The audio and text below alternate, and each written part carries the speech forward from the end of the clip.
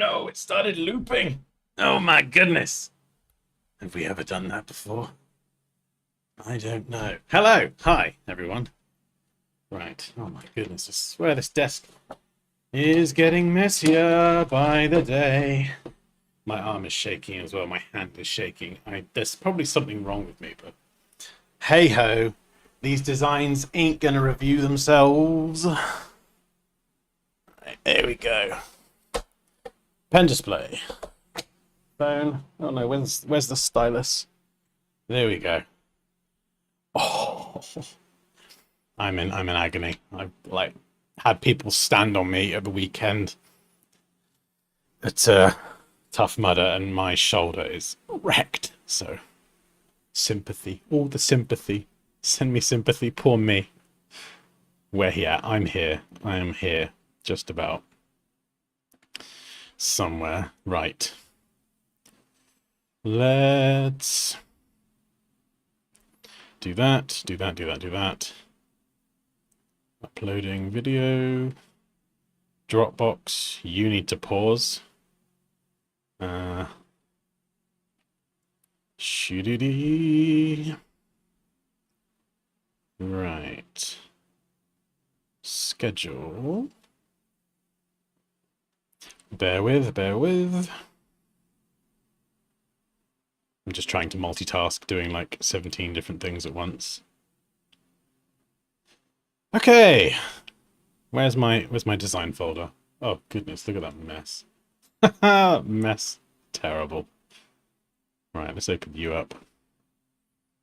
Oof, we've not done a design review in a while. Mostly logo, actually, today.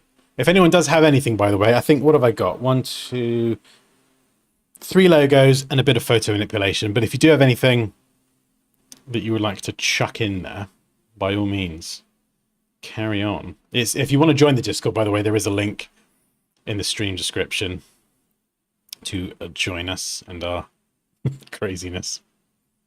Not my craziness. I'm totally sane and normal. Just ordered another curved monitor. 180 hertz. Oh, that is going to be buttery smooth, Kerry. Wait, hang on. Have you already got one? Is that going to be 2? Are you like wrapping yourself in monitors?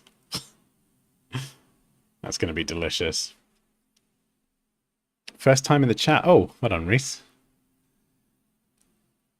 Tadeo, hello. Hope you're having a great day.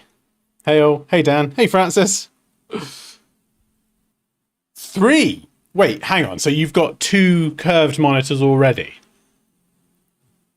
You are literally going to encircle yourself with monitors.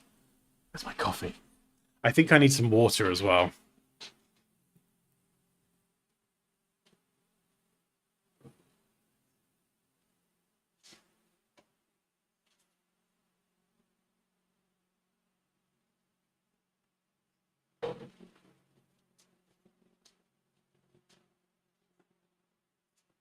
Yeah, my hands are definitely shaking.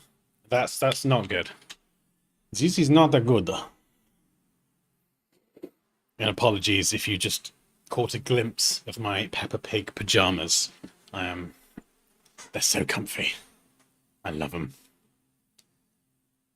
Right after I wrote that, my entire machine froze. That's what you get for being first, Reese. How are you anyway? How is it going? How's baby? How's life? Are you winning, Reese? Are you winning? Okay.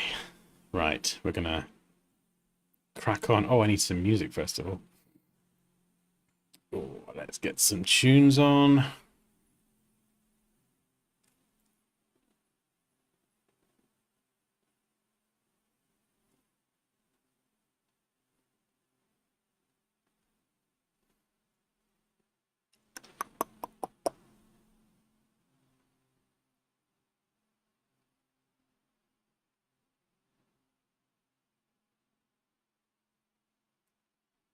Right.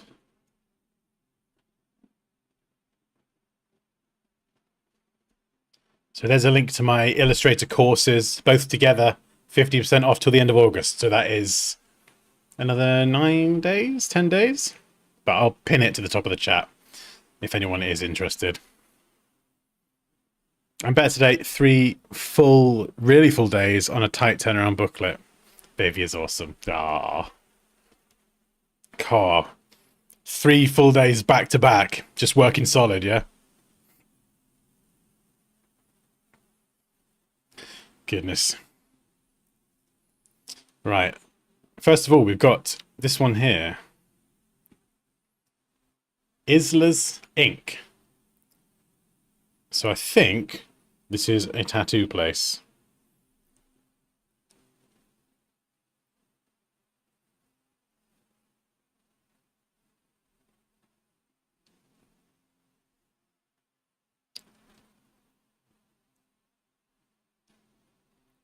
Right, let me just set my pen tablet up.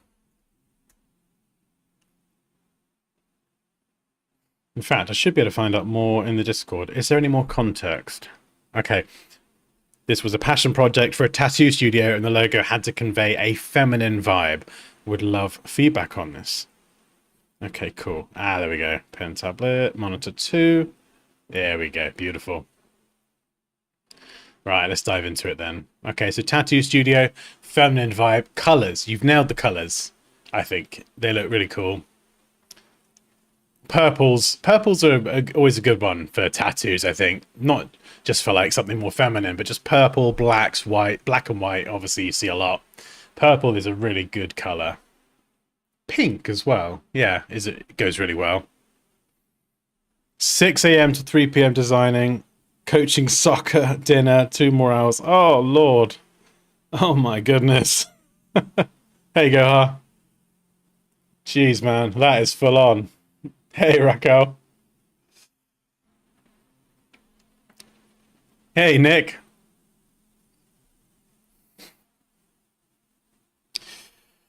Okay. Isla's Ink. So I love the colors. I'm not entirely sure about the mark. Now, correct me if I'm wrong. I feel like this is a tattoo gun. If it isn't, I don't know what it is. Is it a person walking into an open door and this is the shop? Does anyone see anything different that I'm not seeing? Because I'm not entirely sure what the mark is. It feels a bit random and a bit abstract. Sorry, there's something in my eye. I'm just blinded. I've only got one good eye now. Okay. 'Tis the season of life I've chosen.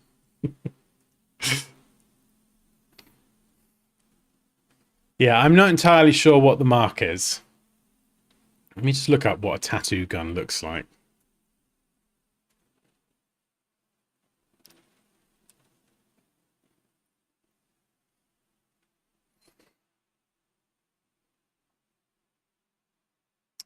Okay, so yeah, I'm whatever this is, I don't like it. I'm not entirely sure what it's meant to be. If it's abstract, I'm not getting it. It looks like a random shape.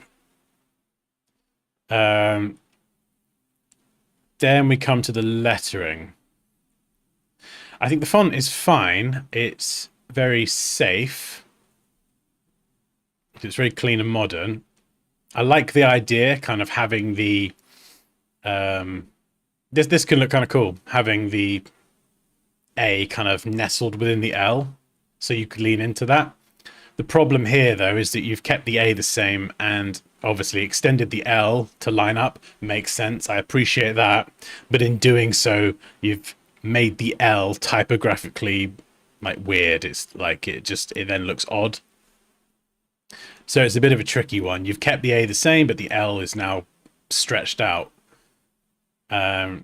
Also, having the drop as the apostrophe, again, creatively, it's a cool idea, but then it creates this... Ooh, wrong tool. Yeah, it creates this weird gap, this big empty space here. So now it feels like the spacing's off. So I feel like if you were going to do a droplet, you want it to kind of look... It needs to be like a blend of like a symbol and some type. So maybe you would curve it like an apostrophe, And then you could add like an accent or a detail in there to show that it's a droplet. I'm spitballing ideas here, but that doesn't really fix the problem of the gap. So how you kind of integrate that, you know, you could, it's kind of difficult with, I haven't got the file to edit. So let's just create it. Ugh, Isella. I don't know what font this is, but I could probably just pick something like this to replicate it. Yeah, so we'll go like that. Let's just grab these.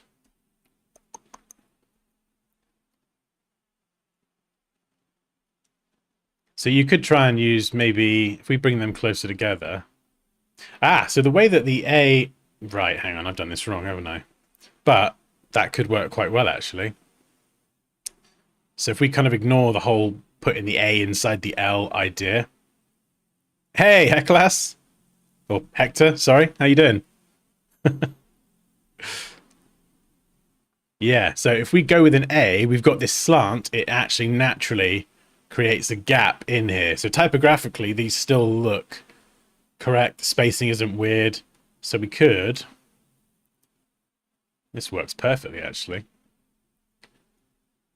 You could have your apostrophe in there, and it's not going to typographically be a bit of an issue.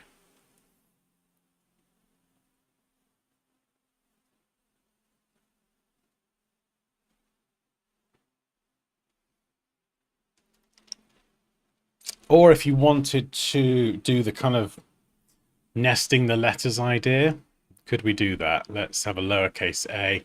I mean, that in itself is a bit...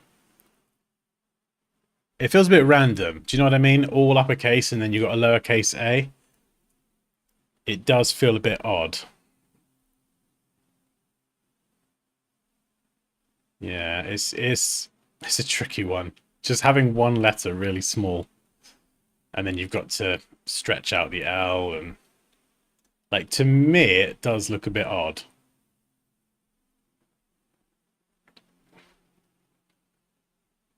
Like, I mean, I suppose you could do something like that, and you could encapsulate it in a box, and it's,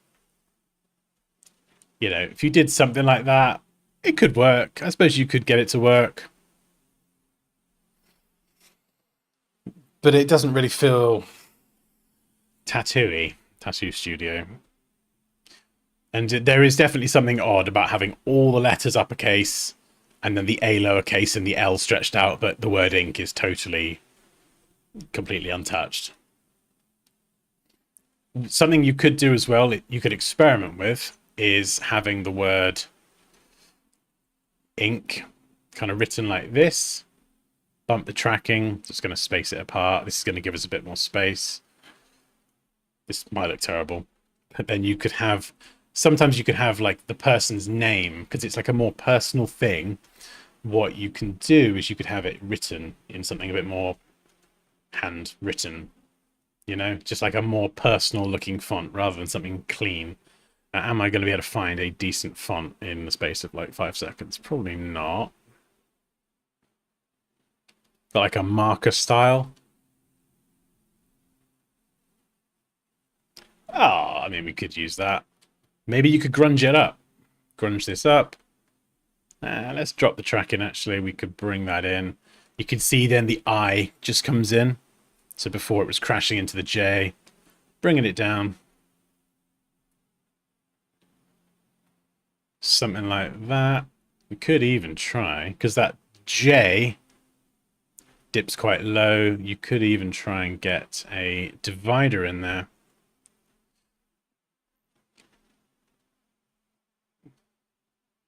Oh, that might not work. Might look a bit weird.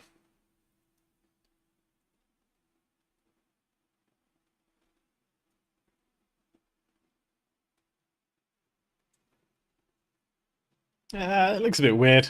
Not necessary, but... Do you see what I'm getting at here? And then the gap here is still way too much. So I would manually tighten that up. You could even... kind of makes it look a bit more one-wordy then, but...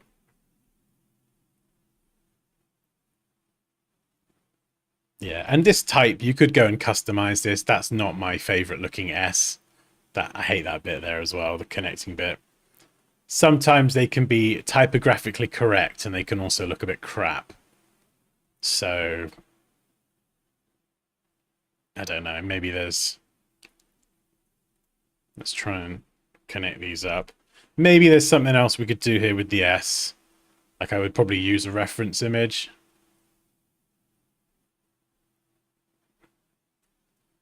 But could we do something different? And then try and curve that around. Got to be careful customizing letters because you can screw things up typographically. Or if you wanted to go the route of having like a mark, what I would probably do is look at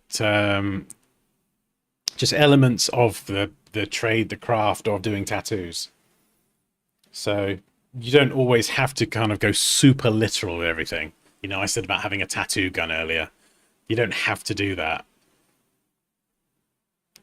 But yeah, so tattoo guns, they're all slightly different, but they do have a very interesting shape, very mechanical, lots of pieces. You could take a part of that. This is a nice illustration.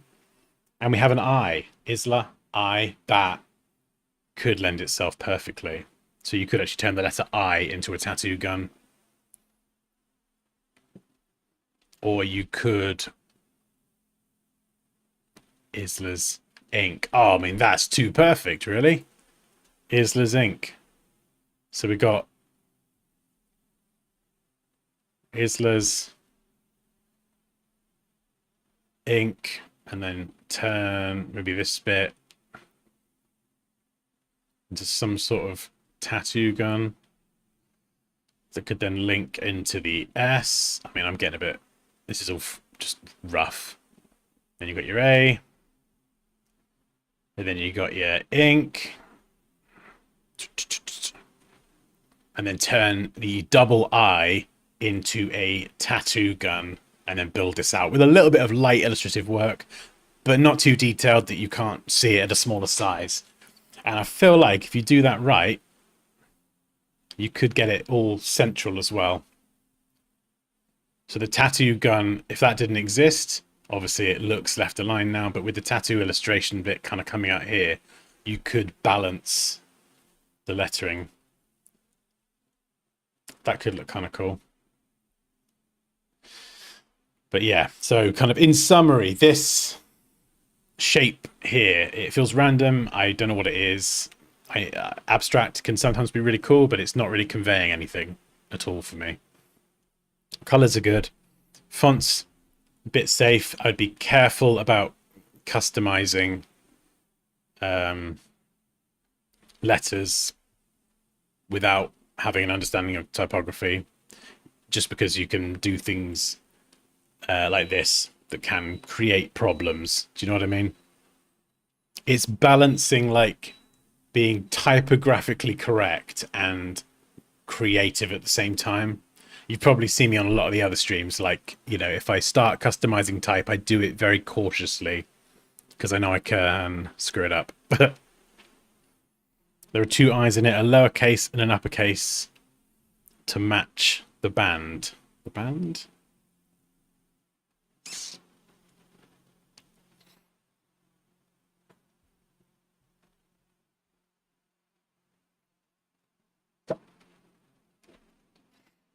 I'd like to know what the decision is behind the lowercase a being inside. When is a good time to use a divider? That's a really good question. So I think, yeah, you might have asked that before I did it. I'm not sure. Dividers can be really useful elements because it could be a divider or it could be a container. And sometimes these can be really useful because when you're lining up different elements, sometimes they look a bit weird or they might look like they're floating. And using dividers and containers can actually introduce more other like structural elements that then negate alignment issues. I've kind of covered this before. Just trying to think of a good example. Like this isn't the best example, but sometimes things can look a little bit odd. So if you were to look at this and say, oh yeah, the J flicking out and descending lower, it creates weird spacing and alignment issues. It can sometimes be because we're looking at these two elements and we're then looking at the relationship and the spacing and all that stuff between those different elements. So if there is like some typographical thing that is kind of looking a bit off, you can introduce, like we tried the divider before and it doesn't really work with the J, but we could introduce a container. So essentially another structural element. And now we're not really focusing on the alignment between the islas and the ink words. We're now looking at the relationship between the word islas and the box, because the box is like that, the more prominent element.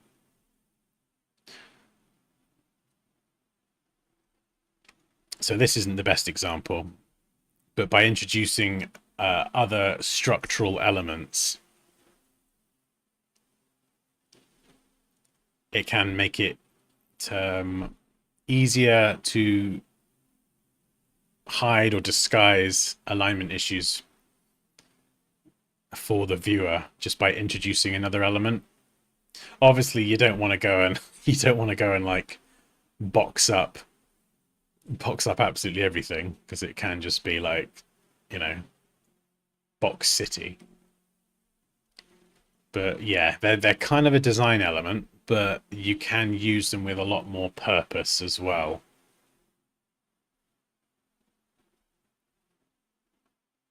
I'm not saying do that, by the way. Just just trying to illustrate a point. Yeah. So like when I work on a design, for example, maybe it's just me, but I'm very methodical.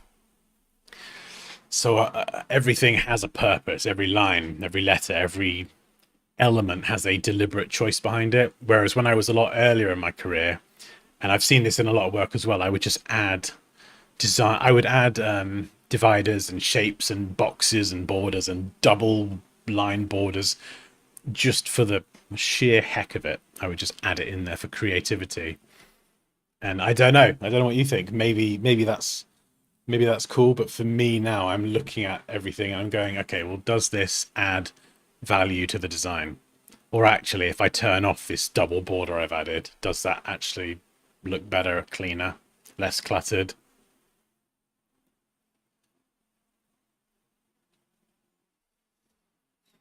I can master most things, but Illustrator has been my Achilles heel. Just can't seem to get it. I mean, Westfield, are you coming from like Photoshop? Like, where are you coming from, or are you coming in completely fresh?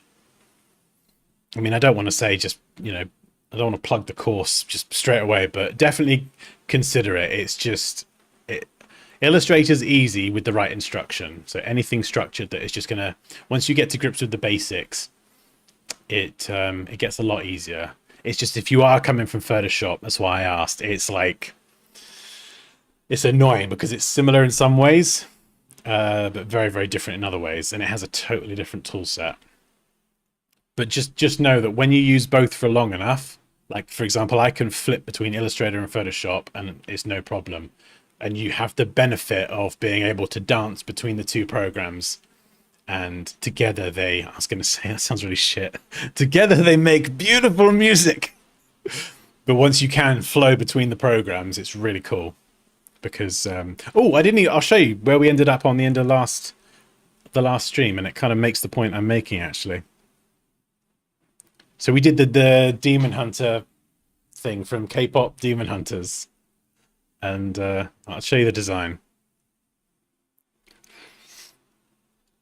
But there's also a logo I did as well that I was able to integrate into it. So I did the actual logo for the necklace piece in Illustrator and then made it look metal in Photoshop. I managed to sneak it in. So this is from the other day. Did a bit more work on it. Definitely looks better with like a sad expression. So thank you, Raquel, for your work on that. That was really good.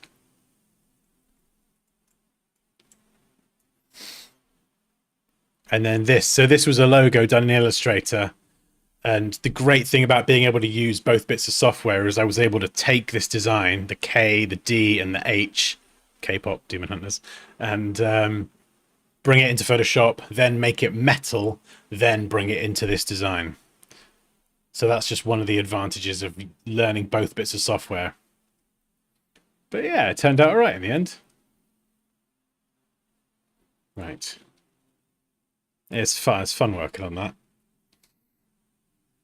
Glad you made that point with the lettering. I think that may be a problem for me when I get into the Illustrator course, finding the balance between creativity and accuracy. Yes, I think it is. Yeah. Yeah. It's it's hard to know as well. Like I'm like I said, very methodical as a designer. It's difficult to know how much of that is my sort of style, because my style is very clean, very minimal. You've probably seen it like a million times.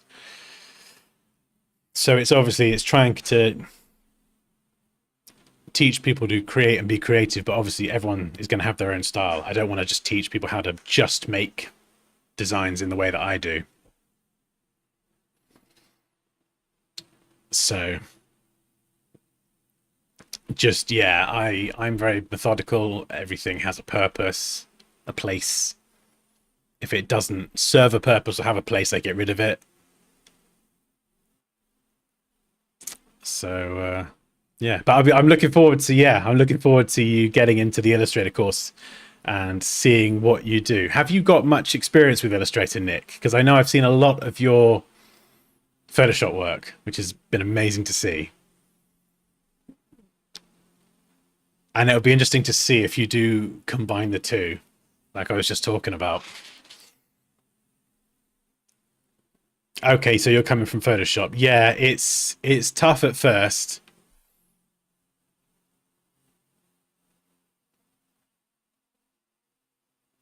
I think it's just understanding the main sort of tools. Illustrator has a lot of tools. I've stripped my tool set down here deliberately because you don't need to. Oh, hang on, sorry, I'm in the wrong app. Yeah, my tool set here is deliberately a lot more lean because there's a lot of features Illustrator has that you can learn them, but they're not essential. Like there's like the symbol sprayer tool. It has a very specific purpose. I think 90% of people designing with Illustrator aren't going to use that.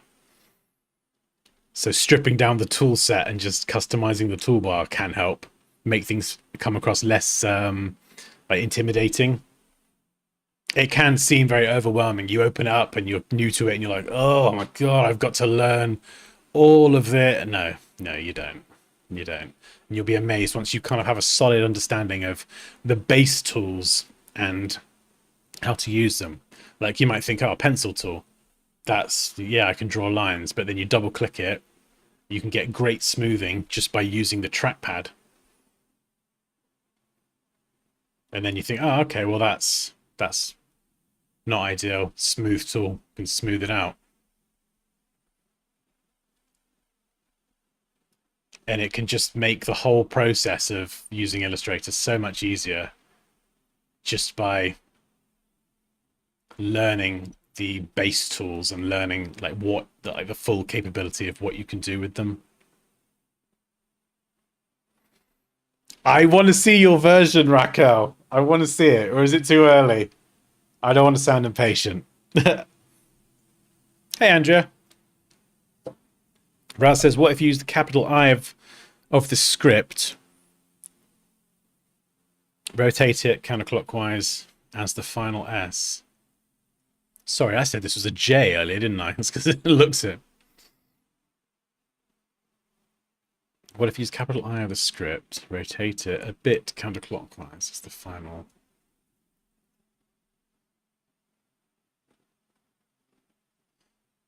As the final S. What you mean? Something like that? I mean, it does share some similarities with the S. Oh yeah, that's another thing you can do with the pencil tool. Customize type.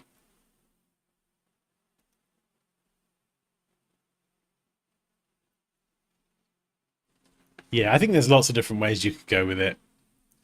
I think the mark for me is the thing that is probably needs the most work, and the word Islas, the lettering as well. But in terms of the colors, I love the colors. Yeah, I think they're really good. Watching you from Pakistan. Awesome. Nabil from Pakistan. A continuation stream. Oh, I don't know what else to do to it, really. I think I'm at the point with it now where it's just refining the marks on the skin, like the glowing demony lines. I don't think that's going to be very fun to watch. That'll just be like me obsessing for hours. I think the bulk of it's pretty much done. First time using Illustrator was that work project I asked for guidance on the medical diagram. Oh, of course. Yeah, I think that was the first thing, wasn't it? Yeah. See, even that, I remember it was like a part of a diagram.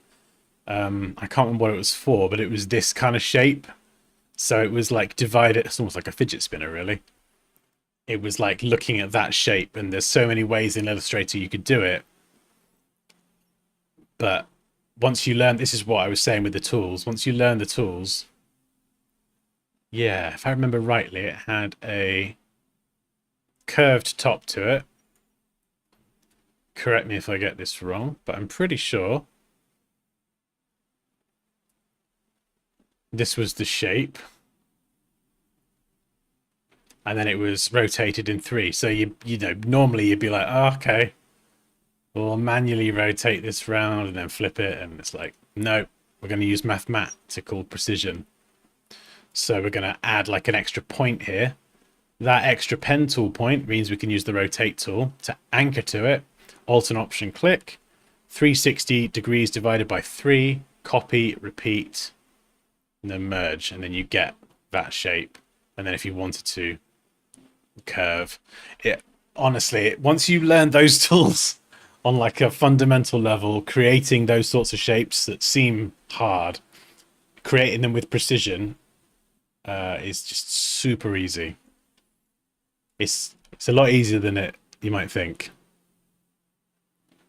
You definitely need to have like a little bit of a problem solving brain for Illustrator. Like, okay, I need to create this shape.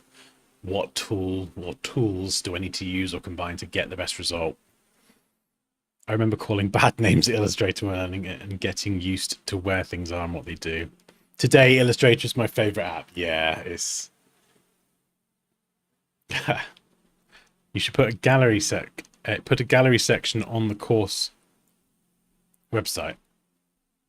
Oh, what? Yeah, no, I'm always constantly asking for people who have enrolled in the courses to send me their work. That's why I love seeing what people create. Yeah, I definitely want to do that at some point. I just need a few more bits and pieces, I think. So if you've enrolled in a course and you want to send me your work, I would love to showcase, like, I think I talked about this before, adding a section of like what other students are creating, because some of it is just flipping awesome and super inspiring. I'm in love with Illustrator. Good. Good, Andrea. And now you're Photoshop curious as well.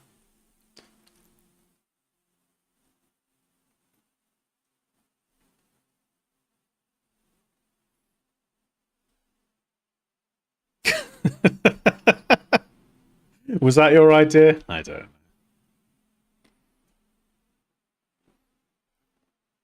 know. No, it wasn't lava. I did add lava. You said I was ignoring you. I wasn't. I was reading the chat. I added the lava, but oh, this is the metal logo.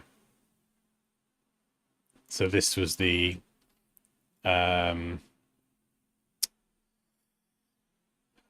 this was just the vector pasted into Photoshop.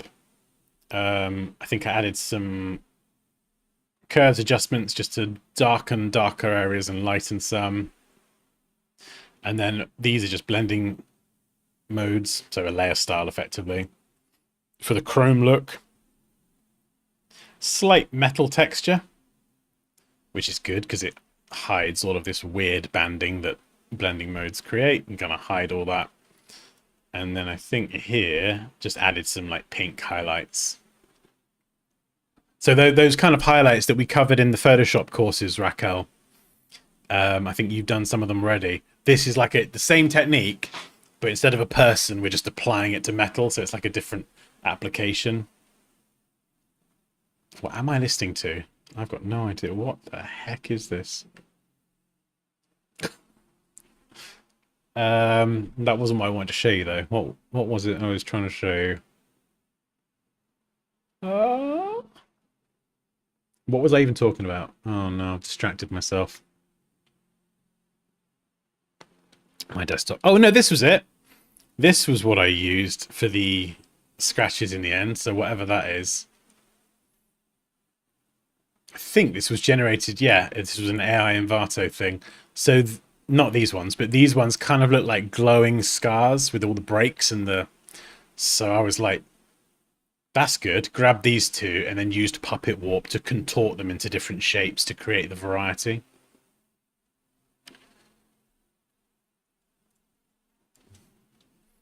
Hey, Alana.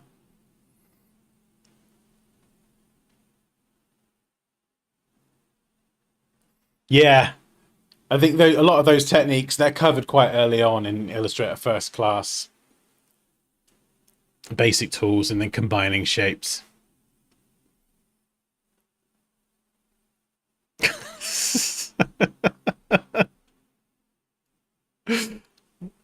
Well, I wasn't ignoring you. I was still reading the chat. I was in like a bit of a flow though. I've been getting into Illustrator lately and picking it up pretty well. I do need to learn how to mix the two programs.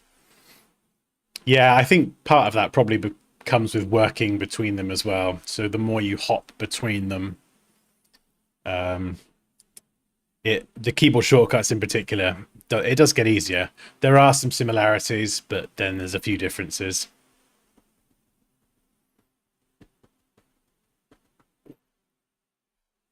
The metal logo, I missed the last stream. Oh no, yeah, the metal logo, that wasn't on stream. That was, I did that the other night actually.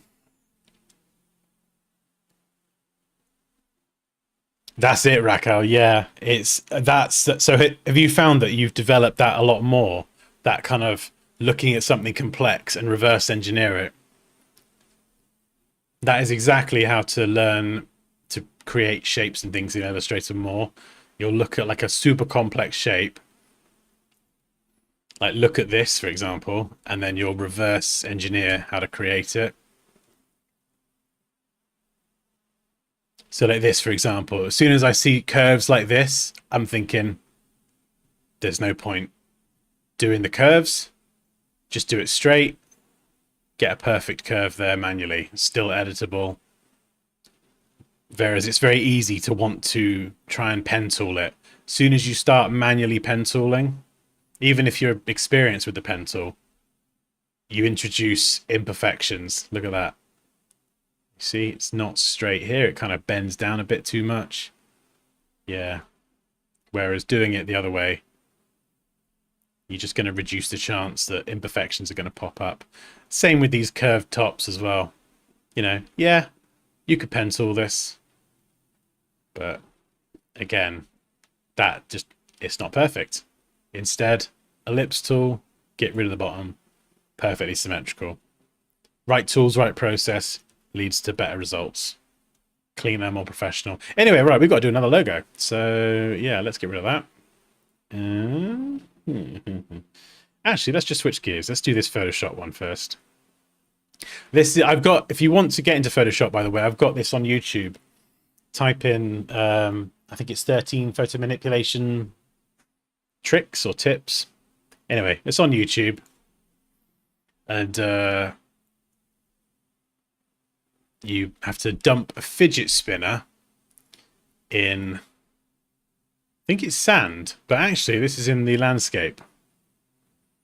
So this is slightly different. Who submitted this actually? Vex. Okay. Right. So this was the recent challenge of take the field image and dump an object in it. So I like the fact that you put the fidget spinner in the field, not the sand. Yeah. Okay, so this is really cool. There's a few things here that aren't correct though. So it's a really great start. You've got all the pieces. You've done all the building blocks. We've just got to rearrange them slightly to get it looking more realistic. Again, this is all covered in the Photoshop course. The beginner one goes into this at a fundamental level. Balance, exposure, colors. You're probably sick of me saying that now. And then the masterclass builds on that a lot. So this isn't a PSD, so I'm kind of limited to what I can do, but I'll try and mark it up. So I'll show you what we need to do and where. So like this is, these are two-dimensional images, but we've got to think about this in the context of it being a 3D thing in a real scene. So let's, oh, we need a color. Oh, I've got into teacher mode now. Let's mark it up with blue. Why not? So here's our sun. Oh, hey, here's our sun. And the light is being cast like this. It's coming all the way over here. So here, what Vex has done is added the highlights. That's good, but kind of added it all the way around very equally. So what we want to do is you want to add it here, which is good. But then I think taper it off and have it a little bit more subtle around there. So this bit, the light is going to be, and it's going to be catching right on here quite prominently. Whereas this bit here, you're going to get a little bit of that glow coming through, but it's just not going to be as prominent. Whereas at the moment, it's just kind of brushed around relatively equally. It's a little bit missing here. So that's a good start. It just needs a bit more refinement. And what I do when I do highlights like this as well, is I do it in two stages. One, the very soft stage. So this is that kind of spillover light, that light just spilling over, and then it will start kind of more pronounced here, and then it will just gradually fade out to nothing. And then I like to add a pronounced highlight. That's going to be like a much more pronounced kind of edge highlight where it's just catching. And those two things are what I use a lot of the time. Not for everything. Not everything's going to have a super pronounced highlight, and it does depend on the material as well. So this is a plastic. So you might get a pronounced highlight catching on this bit. And then have like a soft, let me just pick a different brush. A soft kind of, I'm just using blue, but just to demonstrate the principle. So the soft spillover light. So you've got your soft light, and then maybe just on this edge here, you're going to have that pronounced highlight. And then down here, okay, down here, it's the wrong way around. So the light is going to catch really round here. And this element here, that highlight almost needs to be flipped 180, I think. Same down here, that light is coming through and it's catching just down here, that bottom corner. So you might have a bit of a catch light there. Maybe not even that far up, just in the corner. And then maybe just a little bit of slight bit of, maybe not actually, just something really subtle. No, probably not. And then with this one, you're going to have a nice big catch light there, and then probably a lot more subtle over here. So kind of, yeah, not so much there and spilling over. I think a lot of this comes with experience as well.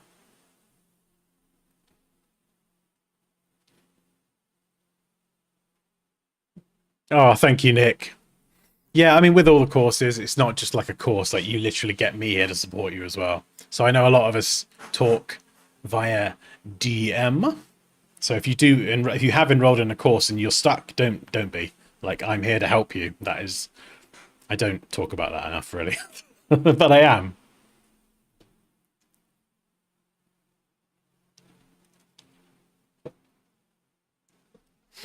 I love that new tool. I need to go play. Oh, which new tool? Which new tool? Did I just show a new tool?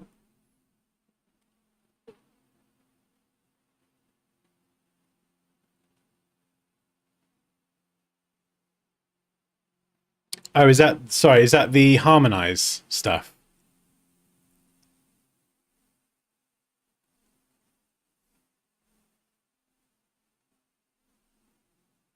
Yeah, this stream, you can keep this link. If you want to rewatch it, the link will stay active. It will be unlisted, but then it will go onto the Dansky Live channel at some point in the next few days. That's where I re-upload all the streams. So for people who really just want the long, full process stuff, and you don't mind me waffling on and going off on tangents, that is on Dansky Live. Harmonize, yeah, I think I like Harmonize as well. I think it's like with all the AI stuff, you know, AI anything is split. The whole creative community is split. Some hate it, some love it. I'm kind of sat in the middle, whereas I like some applications of it. And I think there's some applications that are useful as inspiration. They're useful, like Harmonize. It's kind of like a springboard to give you an idea of how something could look. But it doesn't do the whole thing for you. You know, you still need the skills and knowledge of the tools to be able to do something and take it further. Then there's all the AI stuff in Illustrator. I hate that. And I don't think anyone using Illustrator, at least most people, aren't going to be generating vectors that are useful as end results. So again, good for inspiration, but yeah, it's, you know, if you ask 100,000 creatives their opinion on AI, you'll probably get 100,000 different opinions. So I think, yeah, it's a tricky one. It's tricky teaching it as well, because it's how much of the AI stuff do you cover? Some people love it, some people hate it, and I'm just like, oh, I'm just here teaching it. Like, if you don't like it, just don't watch the AI videos. Like, you know, don't hate me. Oh, it's a tricky one.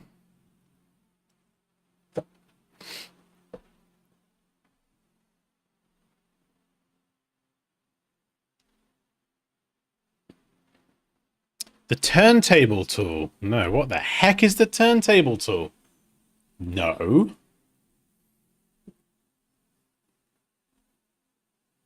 Have I got the beta for that?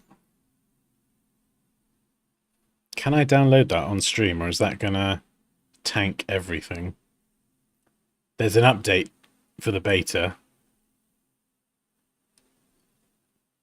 Let's download. Let's see if I can download it while the stream's going. I've got the beta. Let's get the update and have a play. The turntable tool. This better be useful. I hope it's not like another tool that doesn't need to exist. Is it useful, Reese? Please say it is. Another thing you can do with this as well is, let's get rid of my scribble.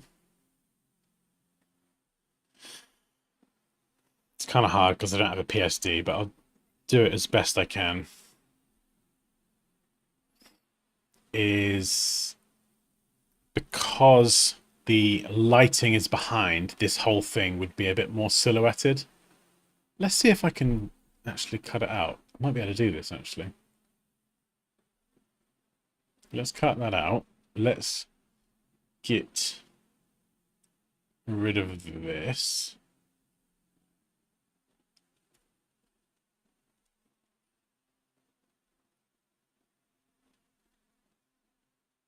See, this is a use of AI that I love. Being able to just remove things from an image. I don't care about generating stuff most of the time, but just extending portrait to landscape and getting rid of things. I like that. That's just built. That's kind of like a more refined version of the content aware. Generative features costing credits is bullshit, though. That is total bullshit. I don't like that at all. Like, there's not even anywhere that I can really easily see credits. And I think if you run out of credits, it just, you can still use it, but it just slows it down and throttles it. That's just crap, you know, deliberately making it slower. Yeah, I don't know. I don't like that. Maybe there's a reason why that cost needs to exist, because the, you know, AI functionality has a cost attached to it. I don't know. I don't know the details behind it.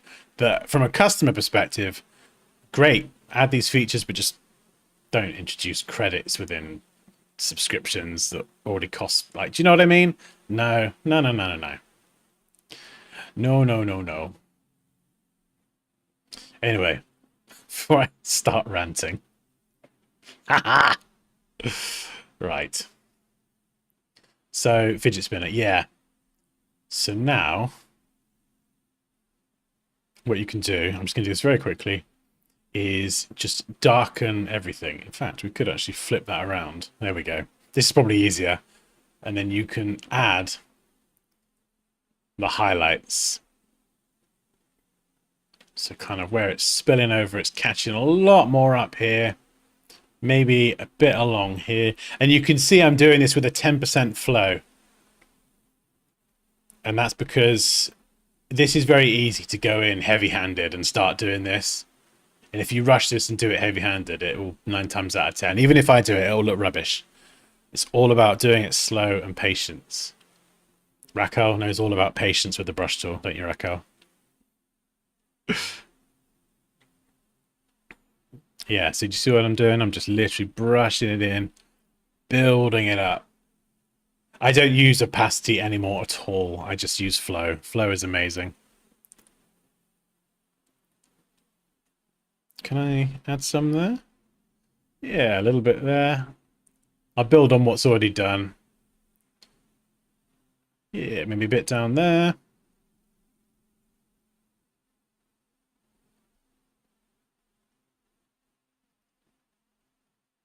You see the difference? And then the highlights here already exist, but let's build on them. We'll build on them and exaggerate them even more. I can't remove them because I don't have the PSD file, but... And lots of blending modes. It depends which way you want to go with it.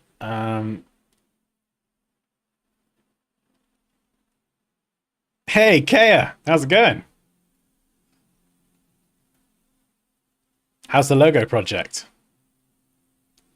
So, yeah, I'm gonna overdo this now because they've already got some, but you see what I mean? We're just building it up. They've got a bit of spill, a little bit of spill.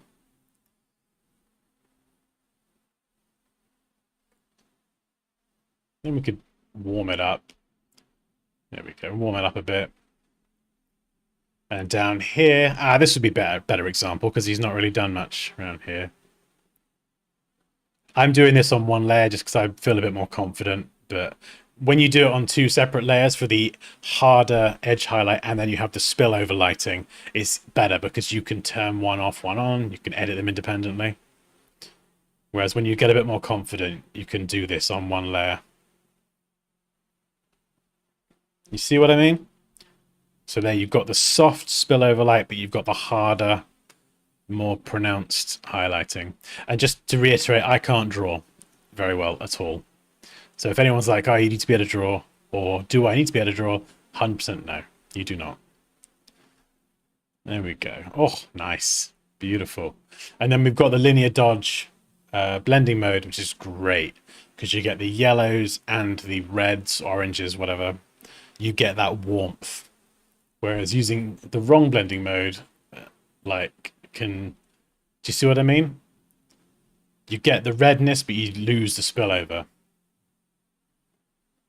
And as you do this more often, you'll find there's like a few blending modes that you'll just come to rely on that deliver the specific results. Kerry knows all about this now with his fire text, which looks flippin' awesome. And then we could even do some highlights along this edge as well. I'd probably do this on a different adjustment layer, but I'm just being lazy here. So we could just... Again, we're just using that 10% flow. Yeah, this probably isn't really the right blending mode, but it's fine. Maybe a bit more of a catch there. And a bit of fall off around here, but this bit is where the light is going to be hitting. You see the difference? That to that. Shadows.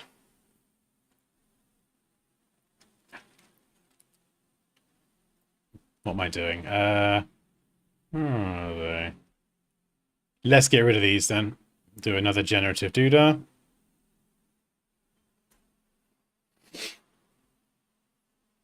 Apart from the fact that I'm a little mean to Dan sometimes. Oh, can we screenshot that?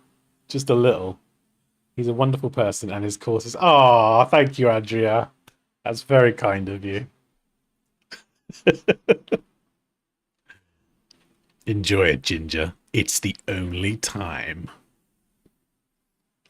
2D vector and use turntable to create a 3D character or vector. Ooh, okay. Where are you, Illustrator beta?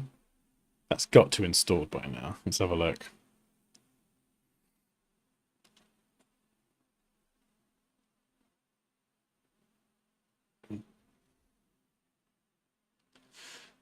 Illustrator. Oh, Illustrator beta is damaged and can't be opened. That's not good.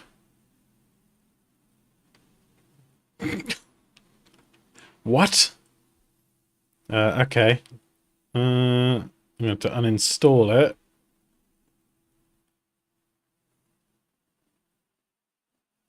Where's the Illustrator beta? Right, okay. Let's uninstall that. Remove preferences, then we'll reinstall it. Give it a fresh go.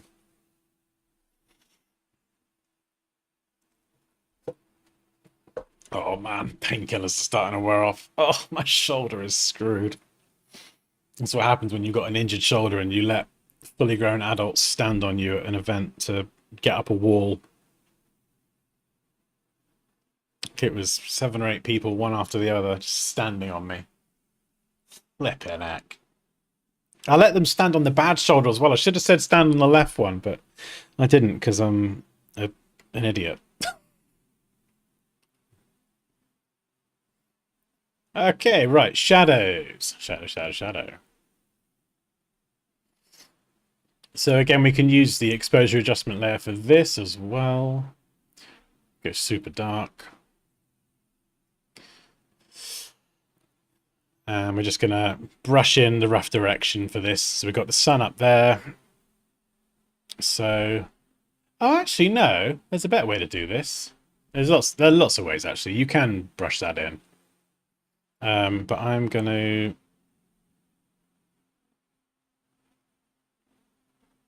try and do something like this. This going to look right? That's probably a bit off, but we'll just fill it with, nope, black, not blue. We'll pull it over. This is the good thing about shadows. You don't have to get these looking spot on. You can cheat them quite easily. Obviously that looks awful. But we're going to go Smart Object. We are going to do a tilt shift, which is a gradual blur. And we're going to go from here down to here. So it starts off less blurred, close to the object, blurs more as you go away. And that's step 1. Step 2, add a layer mask. Gradient tool. And then we can introduce this. So we can fade it out however we like. So more pronounced here, close to the object, fade it out. So just those 2 things already make a massive difference. And what else have we got? Blending options.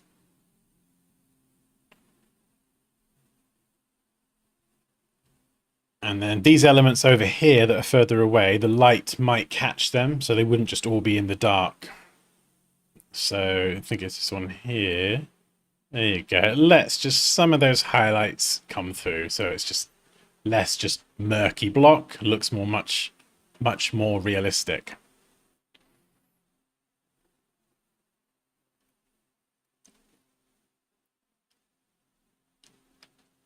And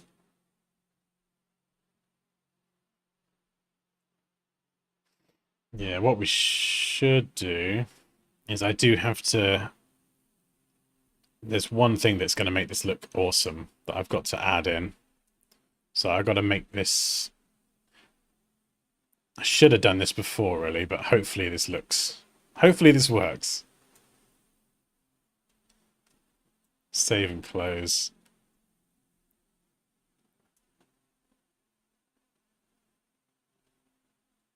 Yeah, that's kind of mucked up the shape a little bit. That's fine. Just pretend that it's the same shadow. And the reason that I've done that is so now I can select the fidget spinner, and you want to have like a darker area behind as well.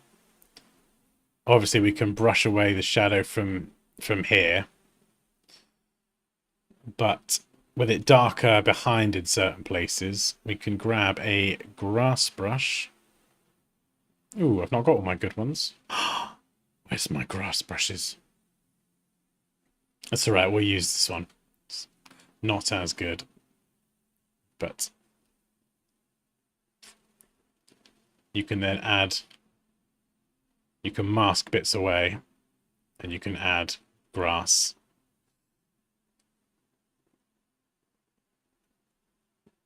That's not the most ideal brush. I think I've... Actually, have I got it on the desktop? We're in the bin? Where is it? Grass... Oh! Here we go. Let's try that again. With better grass brushes.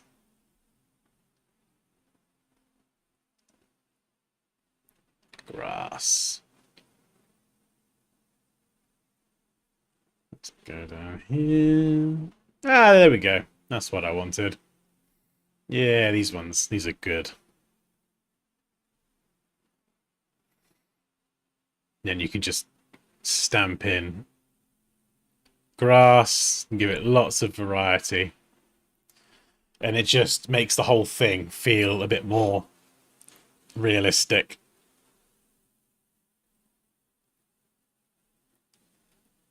So if we just group all of this, do a quick before and after. Obviously you could spend ages on this. The biggest change is just the lighting, getting the lighting and the shadows right.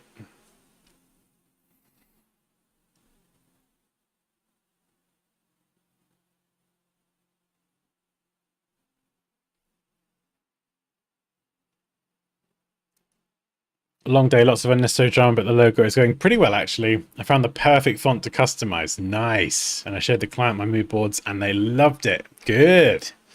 Nice. One step at a time. This is the graphic designer Jitendra from India. Ooh. From India? India. I can't speak. My hand's still shaking. Mick Dihista from Germany. Hello. Sorry, I'm probably pronouncing everyone's name terribly. Right. Another logo. This one is by Anuz.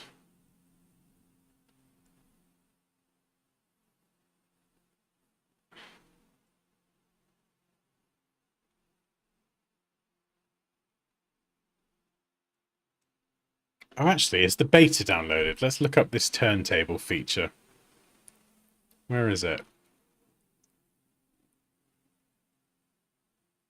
Illustrator beta is damaged and can't be opened. I actually can't open it. That's a bit silly. I never had any problems with it before, but this latest update is apparently broken. That is a no-go. Oh well, never mind. One step forward, two steps back. Now you could open the beta, but now you can't. Why? What changed? Was it something I said? Alright, this is a JPEG, so I can't really do a lot here. What is the context? Okay, I made a logo for a travel AI company that plans trips using AI. I have to present one. Which one should I present? If it's a travel logo that's powered by AI, the bottom one. 100%. That kind of sparkle with the travel distance thing and the style, that is probably the best representation of AI. This is less travel, more speech bubble. This one is just travel aeroplane. So the bottom one is the one I would probably go with.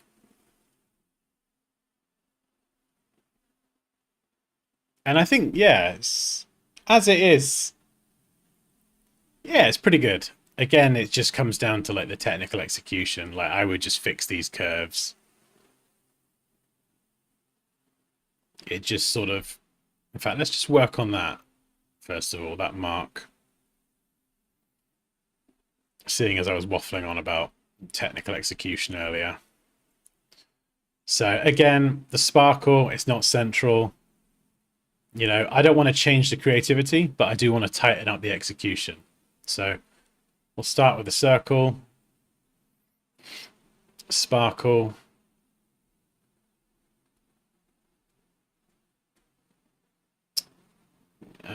pucker and bloat. There we go. Trick for a sparkle. Do I want to round the corners? Expand the appearance. Round the corners a little bit, so it's not too sharp. That's not sparkly enough though. Let's push it a little bit more. Expand around the corners. There we go. So we've got a nice sparkle. We're going to pop that in the center. Make it bigger. And then the road. How are we going to do the road? We could freehand it. So we would go like this. Like that. And then we can deliberately control the tapering. So that might be one way.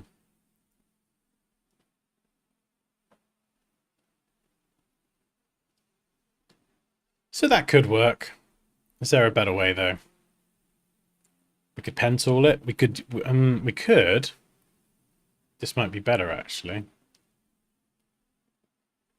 Is do a single stroke.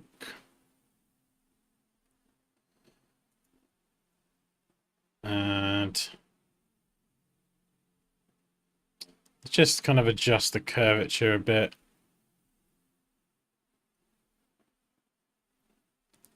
And we'll thicken it up. Then maybe use the width tool to taper it off. And then we can go in and fine tune it a bit more.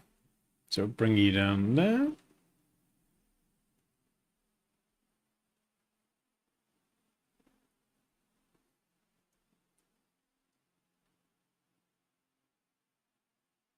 So you can see the width tool adjusting everything in real time.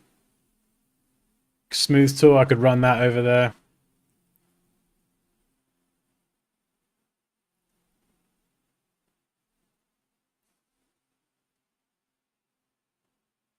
You see the smooth tool can be quite a good way to just very quickly smooth stuff out.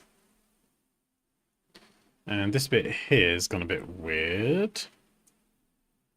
So I like that. Let's change the color to red so I can see what the heck I'm doing. Yeah, that's not too bad. Bit of a weird little kinky bit there. Hey, kinky bit. Ooh, saucy. But that's fine. We can get it pretty close and we can tidy. God, I can't speak today. Tidy it up ourselves. So yeah, that's pretty good. We can tidy that up though. So you see, you get just a much more controlled tapering off to a point, whereas here it's kind of wide and then it tapers off really sharp and then it's wide and then. And maybe you want a bit more roadiness. Maybe that's not roady enough. So we could kind of do something different. have it doing that. Bump it up.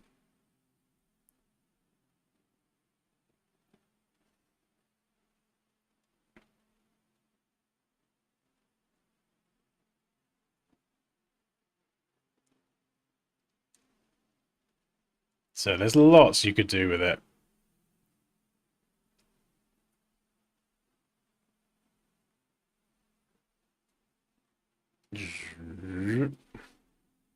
So yeah, freehanding it can be an option sometimes. Get it looking decent. That's quite nice. Could maybe widen that bottom part. Pull it down. You could have it kind of run smoothly there if you wanted, or you could deliberately kind of have it kind of like a harder sort of point, which I think I might go with. We could keep mucking around with this to try and smooth this out, or we could grab that point. So at the minute, as we change the path, the width tool is trying to update at the same time. What you can do is, once you're happy, save a copy, expand it, and now we can go in and just smooth this out, or freehand this section. Oh, hello. Hey! Man? Sorry, Crumble, you're going across the room. Bye, Crumbs. Shopping. Hi, everyone. Poppy says, hi, everyone. That's free. Nice. Yeah. So freehanding it sometimes can be a good way to go. Sometimes if things are... Oh, that one was quite good, actually, to be fair. Yeah, sometimes freehanding it can be useful. Yeah, sometimes geometrically precisely doing everything can look a little bit too clean. You get a bit more character. Hey, Abisek. Or the curvature tool, yeah. Raquel says, puppy! Yeah, I think this one.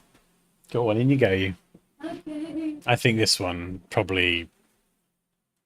Yeah, it looks pretty good. So we could just sculpt some of this, maybe have that taper up and down.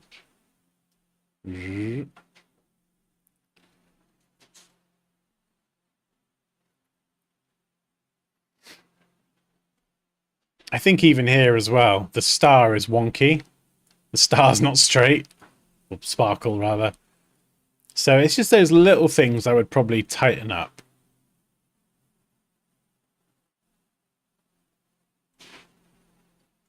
And maybe the size as well. I'd say the mark is too small here compared to the text. The balance is a bit off. So if I were to type travel quest...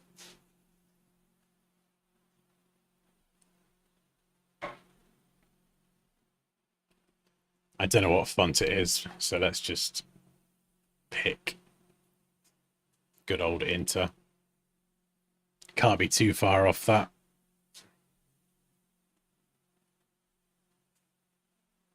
So at the minute, I think it's a little bit closer to that. So what I would do personally is bring it down a bit. Now, in terms of distance here, what you can do, a good technique, can be to take the average width of the letters. So if I just grab an A, use that as a distance marker. To just have the width of one letter between the logo mark and the type. And you can see there, size-wise as well, it just feels on that bottom one. It's a little bit more balanced, a little bit nicely spaced. Here, the text is just a bit too overpowering, and the spacing it just needs a smidge more, I think. It's my favorite, the third one. Oh, okay.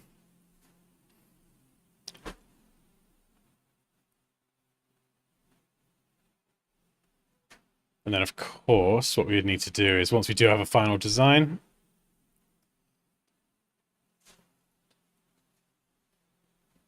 merge them, and then knock them out. So we should be able to change the colors.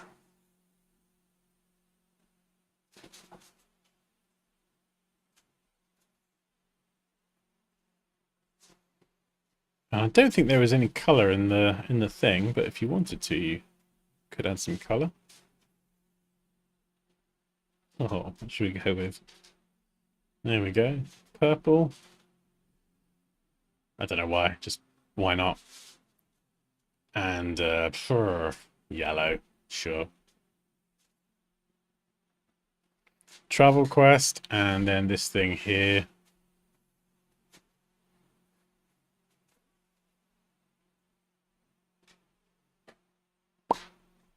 Make that yellow. There we go. Pop that in there.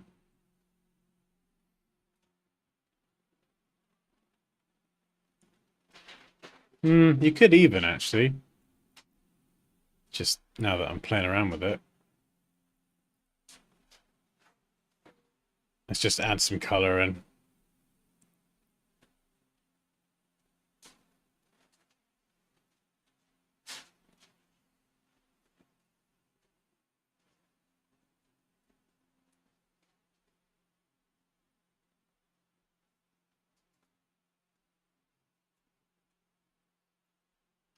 Yeah, you could do something like that.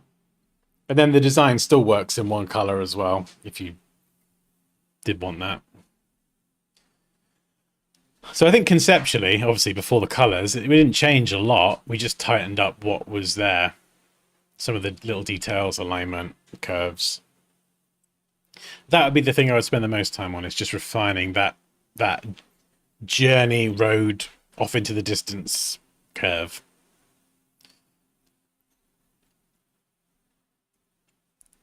Right, next up. Bonanza. Oh, I wish the beta would open. I want to see what that feature is.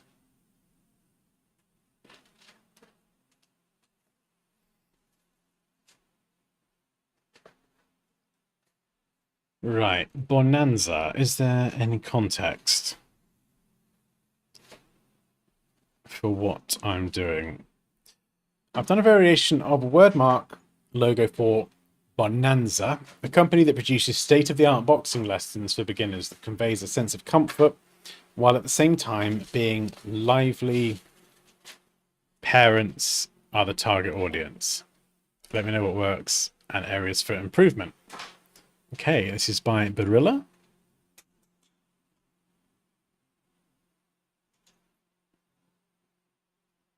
So we've got a few different versions here. So let's just grab them and stick them in one document.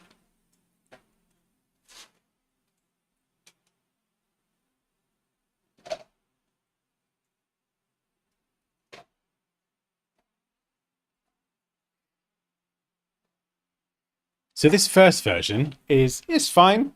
It's pretty safe. I don't have the vector file, unfortunately. If you did want to go with this version, I think this is cool, lined up and everything. The spacing here is way too tight though. So you gotta widen that up. That spacing, just push it top and bottom. So at a small size, it doesn't just look like the lines blend with the other letters. So that could work. That's pretty safe. In fact, sometimes that's all you need. You know, sometimes the execution can be quite simple. This version here is more creative, but then we come to the same thing that I was talking about earlier. You're customizing letters. So you've done a boxing glove, but you also mucked up the O typographically. Same here. I think this is probably a better idea than this one. But sometimes replacing one letter with an icon or a symbol, if it doesn't, it can just look a bit rubbish. And I don't mean that in a mean way. I mean it just sometimes just switching out one letter, dropping in a graphic, just doesn't look professional. So what I would do is try and integrate more typography into this to make the boxing glove more O-like. Or one idea is you kind of got a bit of a B shape here already. I'll probably lean into that and do something like this via B. Could bring that around there. We could have an accent there, so it looks more like a glove. And you could even have this become the B. So let's just play around with this a bit.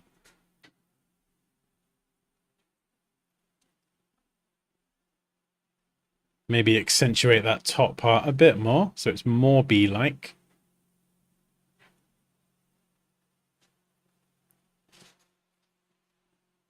So you see, we're trying to find that balance between icon and type.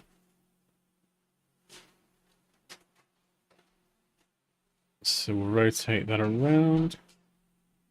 So we're kind of having that continuity here. Now this shape looks a bit weird and a bit strange. So could we do it with an ellipse? It might look too perfect.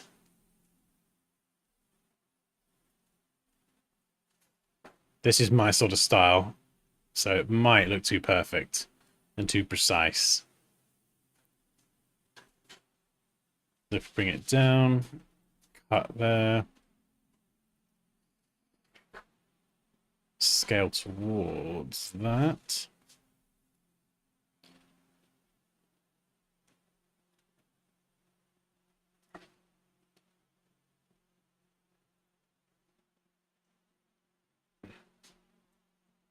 Yeah, it looks a bit too precise. Less boxing glovey.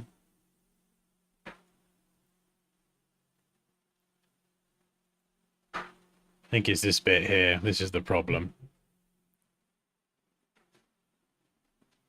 But that's fine. Maybe a little bit of customization so it's not all perfectly super geometric is fine.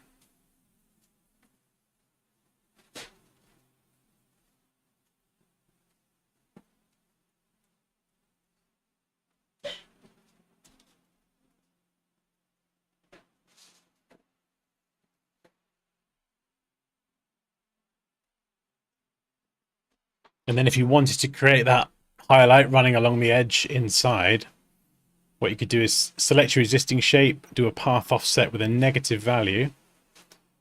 So you get that inside kind of line. Let's delete the outside. So there we go. We've got an inside one. You see the width is totally parallel there. And we just got to trim this down. So maybe we'll cut it like this. And it's just nice and consistent then.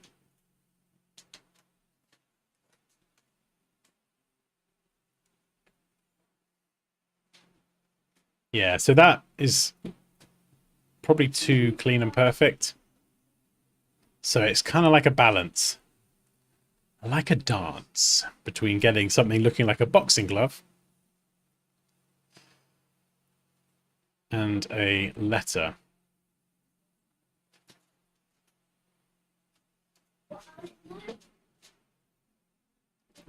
So what I would do is I would look up icons for boxing gloves and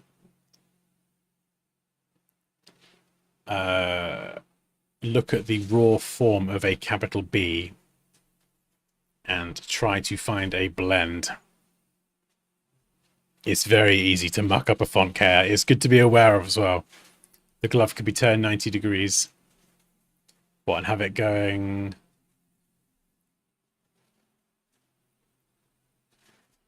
I mean, you could use it as an O there, or you could have it up as a B. There's lots of different ways you could do it. But this one here doesn't look enough boxing glove. So it's just refining to find that balance.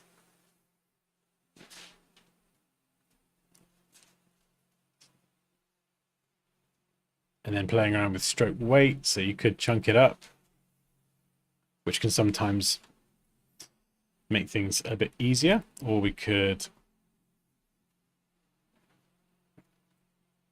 Let's try.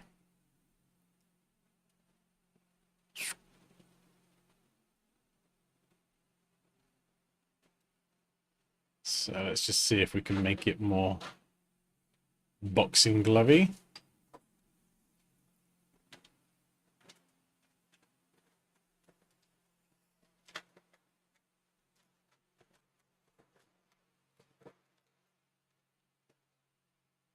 That gap there makes it look more thumb-like, so maybe that's a step in the right direction.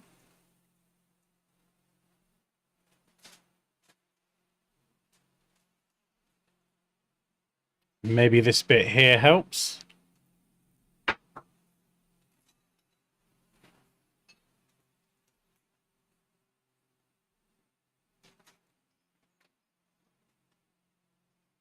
Maybe stretching it out. You could even try doubling back a little bit to create like a little part for the bee there. Would it still look like a glove if we did this? Maybe. But yeah, I'm just playing around here. We could. Obviously, this would need a lot more refinement. I would even get out of Illustrator and sketch this, to be honest, on the iPad. I would sketch ideas. Could bring those in. That K-pop Demon What's It logo I showed you earlier, that was about 20 minutes in Illustrator, several hours sketching on the iPad. That's where the idea kind of really progressed. Okay, yeah, so you could do it as an O. There's loads you could do like that.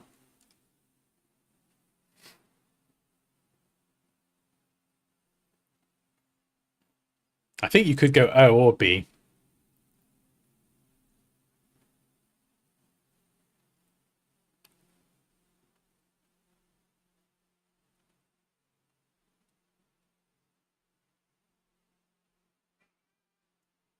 It could easily look a bit abstract as well, so just be mindful of that.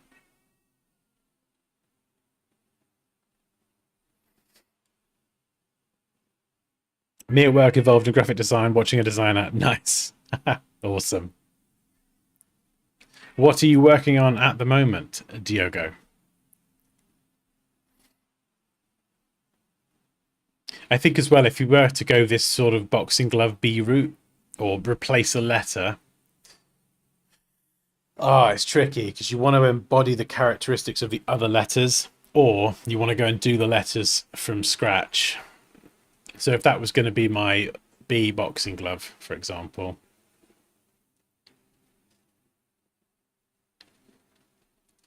I would then go and do the other letters. So, but when you come to the sort of realm of doing letters manually, you've got to like have an understanding of what you're doing. Otherwise, it can very easily go wrong.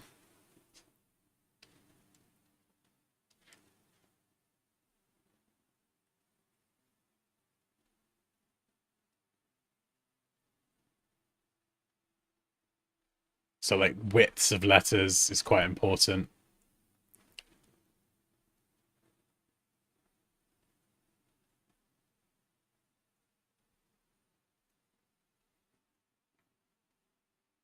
So at the minute, this has got loads of things wrong with it.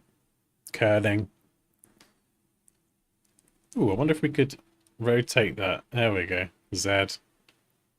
Clearly too wide. Needs to be coming in. And get the rounded cap off. Yeah, so see, as soon as you take the rounded cap off, loads of problems. But once you've done your A correctly, you can just repeat letters. There's a lot of repeated letters here. Bonanza, yeah, double N, double A. So that's nice when you can repeat letters. But you see why I've done this. It's because I've done a custom B. Well, like Raquel said, this could be the O. So if I do that, I normally do draw the letters from scratch. just because I have control over the stroke weight and everything. I can thicken them up, I can make them thinner. It just makes it easier. Wallpapers and some outdoors for the PRT Navy. We are very limited here for creativity. Ah. PRT Navy. What's PRT?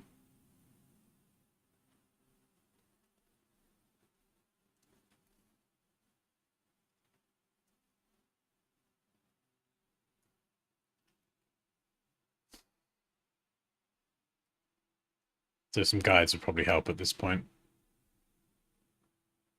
And some guides. Then we could start snapping to said guides. N. Little trick here to flatten the tops. Scale tool. Can be very useful. Once you've got everything there, or like this, scale tool,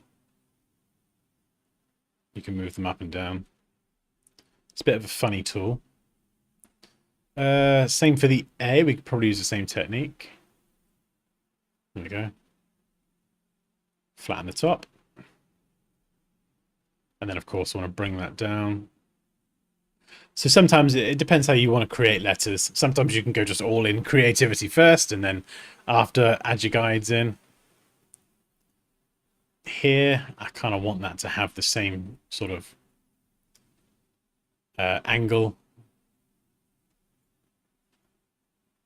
So I'm just going to add like a white stroke here. Just to kind of get an idea of how it could look. And then we'll do a white box along the bottom. Just to block off the A. N, we could just copy and paste that. Sorry, this is turning into like a custom lettering shindig. Z, the width of the Z is important as well. So I'm going to use the width of the N as a reference. I think that'll look all right. Although I need to make it taller. And then what have we got? Another A on the end. So we can literally just copy all of this. And then the kerning is the spacing between the letters. So because we're doing this from scratch, we've got to do it manually.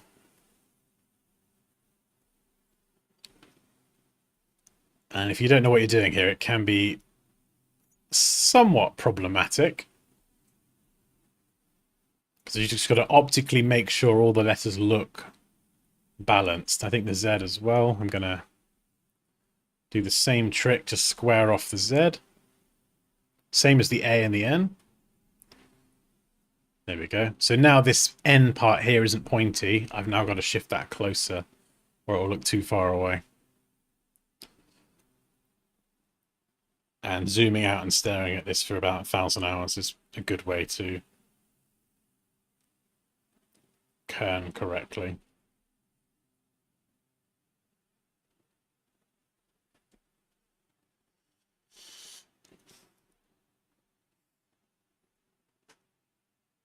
And then, as I said, I've still got control of all the stroke weights and things, so I can then start thickening up or thinning down or whatever.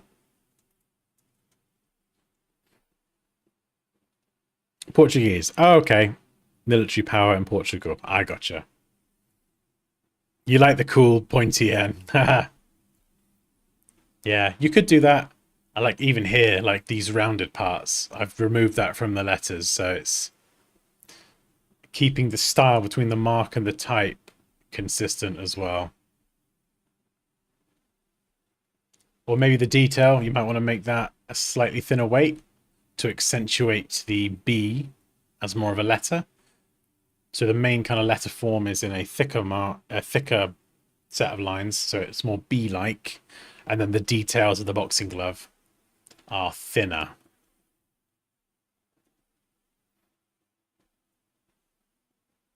This is going to help the actual form of the letter stand out more.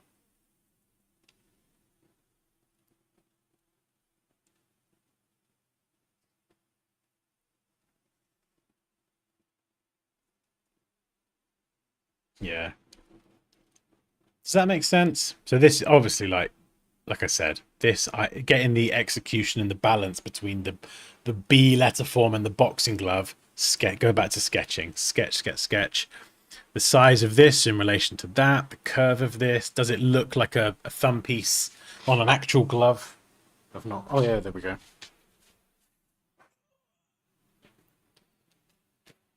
Got my Muay Thai gloves here. So yeah, like this. How do I show it? Yeah. So the relationship between this bit and the thumb piece as well. You need to try and find that balance of it looking like a B and looking like a boxing glove, and that getting that balance right is, I think, easier to achieve through just sketching out ideas. Trying to do it all straight in Illustrator you can do it, but I would sketch to try and get the balance right. Once you then nail it in a sketch, then digitally create it.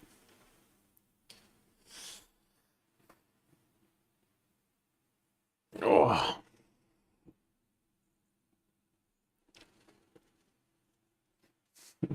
Carrie's back. I can't recall at the minute. Is there any info or basic pointers on typography lessons in the Illustrator courses? Yes.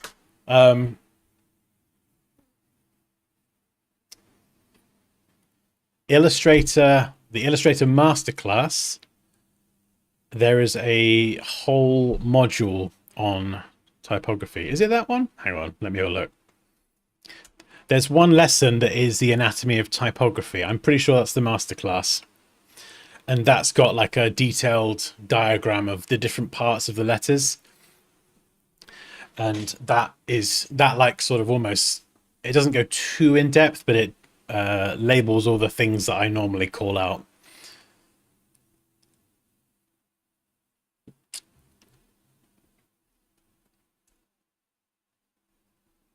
Let me have a look.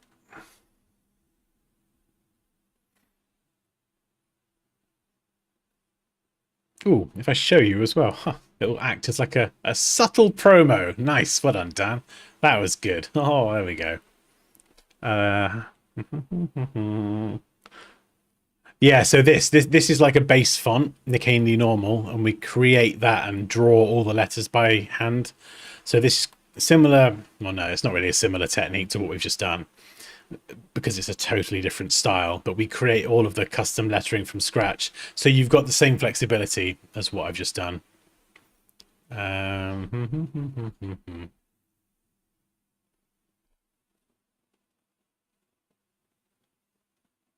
There we go. Yeah. So module 1 is lots of different pen tool tricks and blah, blah, blah. Module 2, we go into type. There's like a lot more theory stuff in here. So anatomy of typography, how to then customize typography and not screw it up. That's the next one. Then once you've done that, you've got an understanding of type. Then we go into creating custom lettering. It's like a sort of, I want to say kind of like a Gothic style lettering for a game, Diablo 4. And we do the custom lettering from scratch, kind of using the techniques we've just looked at, but it's much more stylized. It's like very angular and sharp, and it looks really cool. Sans serif lettering like we just did is quite straightforward. Once you've got the knowledge of typography, this is a bit more challenging.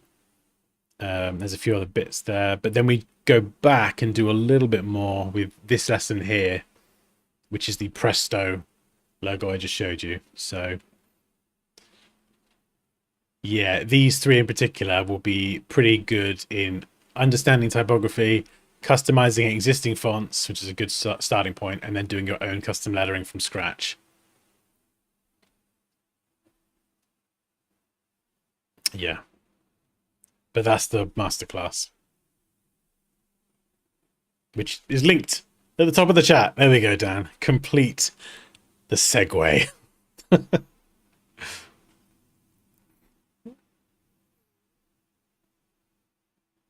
Oh no, Kerry's on his way home. You're not stopping. You're not commenting between traffic lights, are you? Are you going to make sketching logo streams in the future? Do you know, that is a really good. That's funny you say that, because I was thinking of doing that. Yes, I was. Because I could do it on the tablet here, but I really like sketching on the iPad. I wonder if I could hook this up actually. Hang on, let me try something. Because yeah, I've been doing a lot of sketching on the iPad recently because I'm gonna pivot my services as a designer to logo design now. I really want to pursue logo design. I love it. So if anyone does want a logo, message me. I'm available. Um,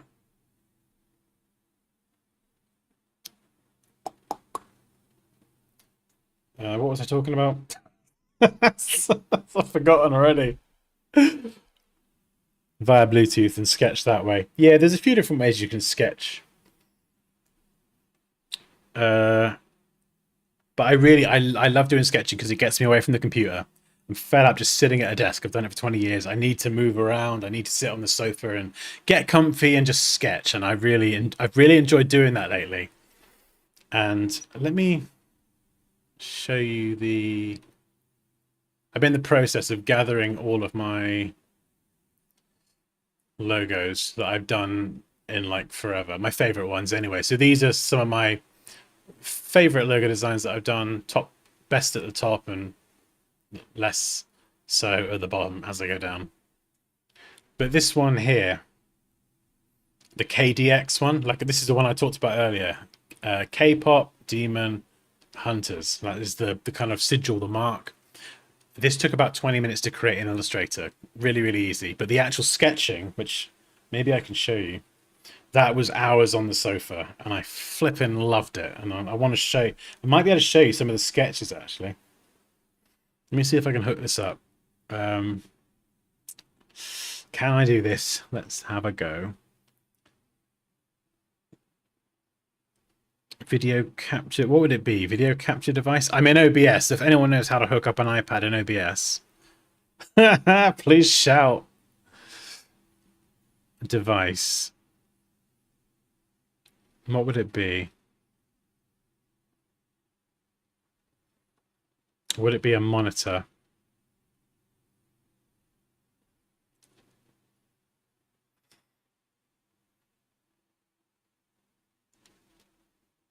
Video capture device. Yeah, it's not listed.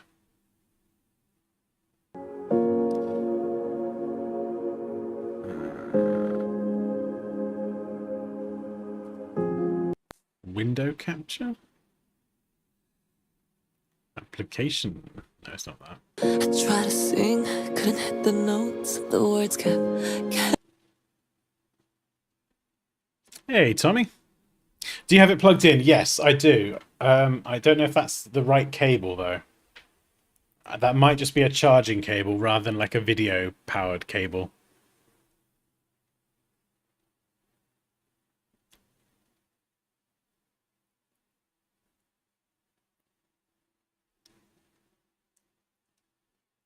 I've done a Hannah video recently.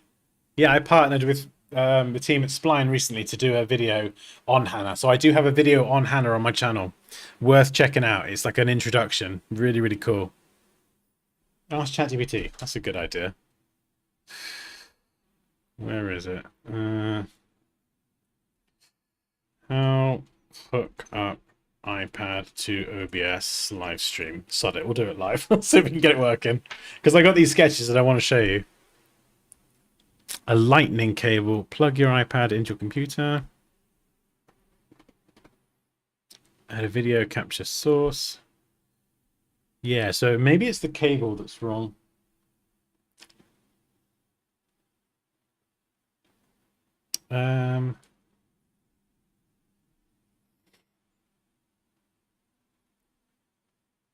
If I unplug this, hang on, this might break everything. And let's plug this into the iPad, because this is what powers the pen display.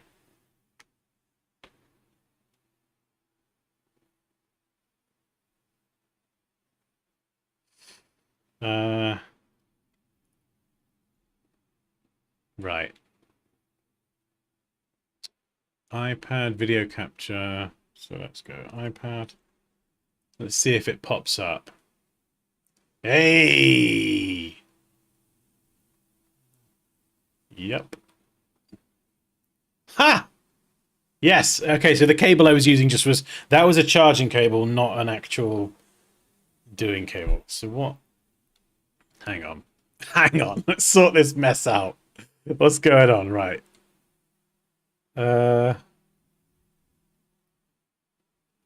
iPad. So if I rotate it, that will get weird. So let me lock the rotation. Get rid of all this crap. Oh, hang on. It's all gone a bit wonky now. The stream is on the wrong thing. Hang on.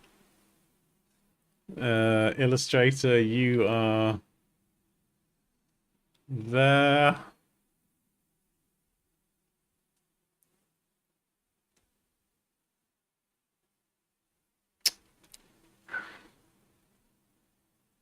Where's the iPad gone? Can you see the iPad?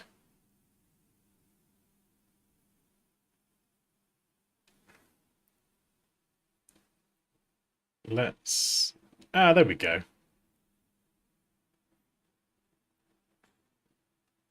God, look at that. Look at that. We did it live. All right, where's the pencil?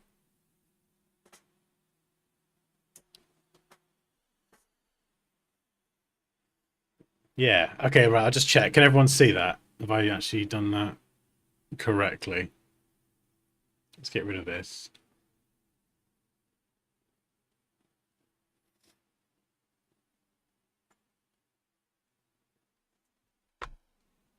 I didn't expect that to work so easily.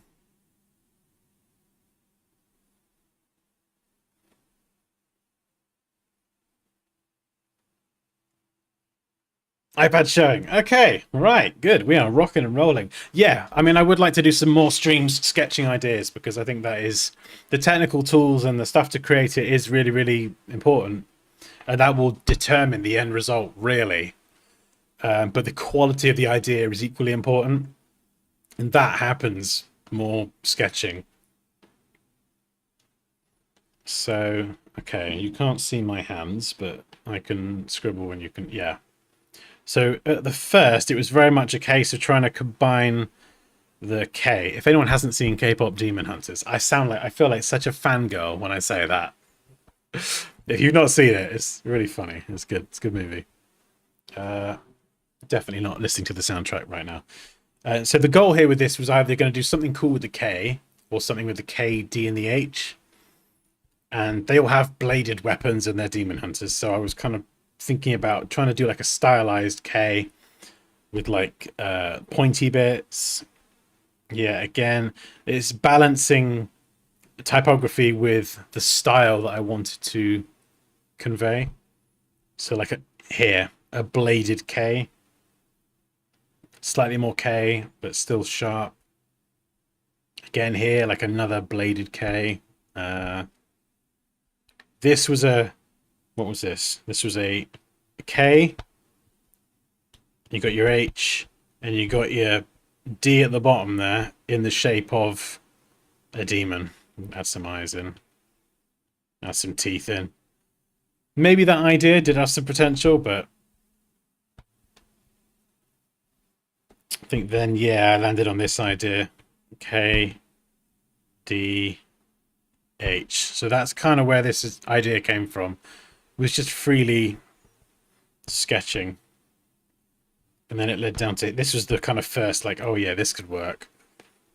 But I had to try and get the K to be the most prominent. So it was kind of designing it in a way where I was layering the letters up. K, then the D, then the H. This was a bit spiky.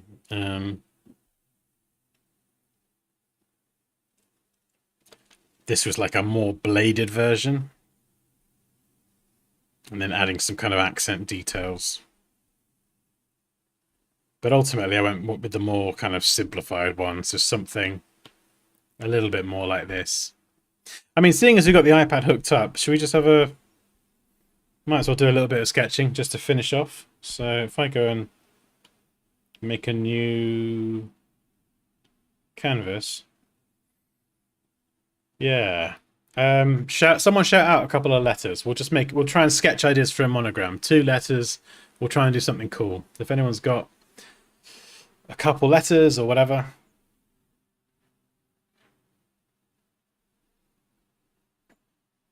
I always like trying to link letters together in clever ways. DR.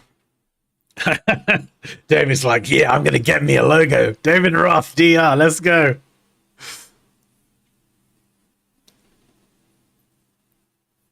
Yeah, well, let's do a few. Let's have a play. Right, I've got to stand this thing up first. Have I connected this the wrong way around? Hang on. Okay, the iPad is upside down for me at the minute. So, oh no, what am I doing?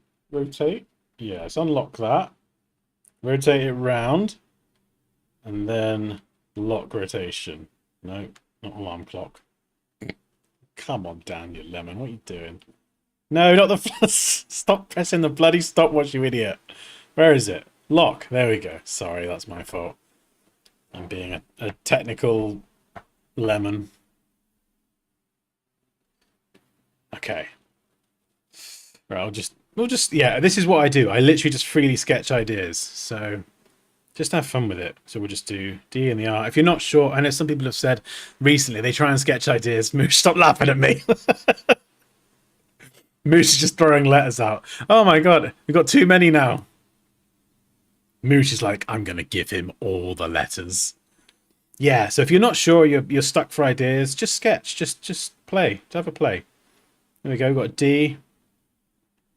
We've got an R. These don't need to be pretty. You know, it's very easy to look at all the sketches that designers post on Instagram and think, oh, wow, their sketches are so good.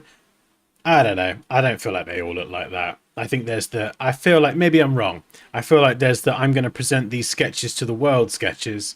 And then there's the real sketches that look like crap, but that actually do the job of demonstrating to me if an idea is worth pursuing and got some legs. If it ain't got legs, I ain't going to pursue it.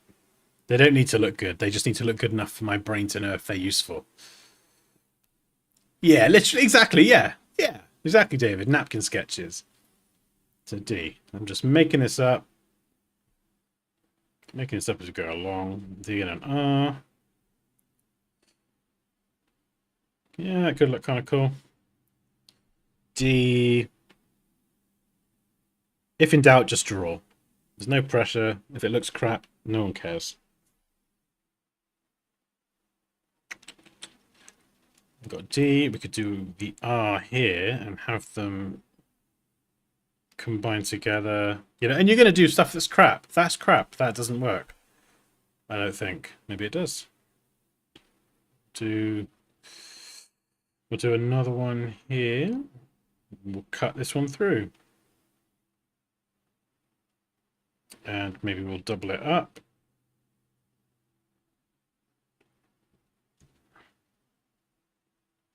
Maybe we'll introduce a little angle out the back there.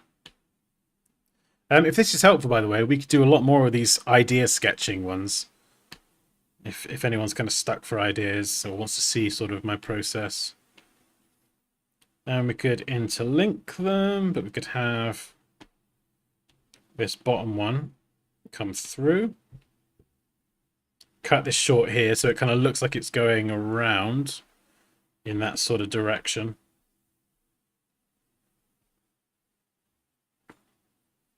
Symmetry can be useful sometimes.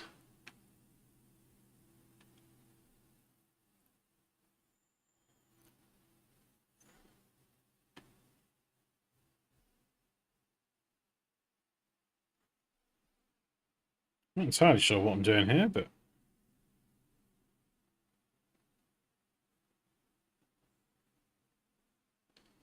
D and an R. And then there's different shapes of D. There's this sort of D, big round D. I don't know what I was doing there. Or you've got like a more condensed style of D, and that could lead into a condensed Style of R. Looks like a little robot with some legs. Hey!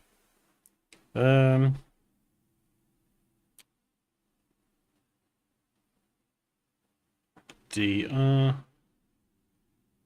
Gotta be careful though, it could look like a PR there, so you don't want to.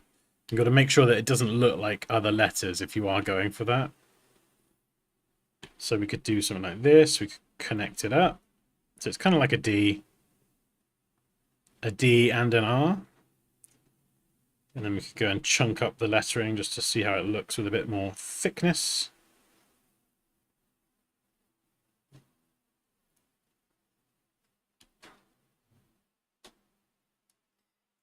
And then I would sketch and just go and refine it.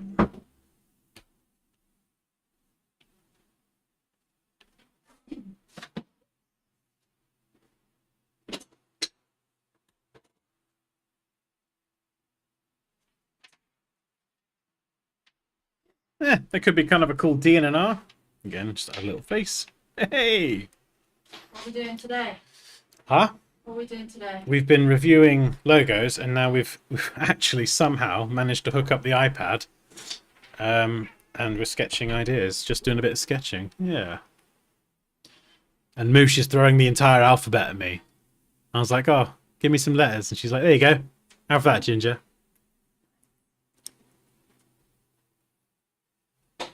Exactly. Yeah, we need the bad ideas. It looks like a turret off Portal. Right, let's go and pick some other letters.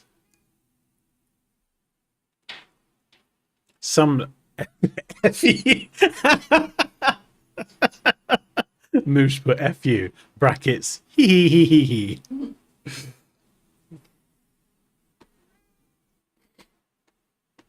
Right.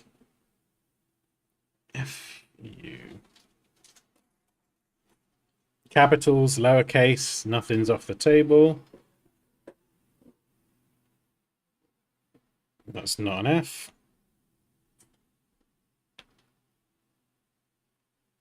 That's more of a D.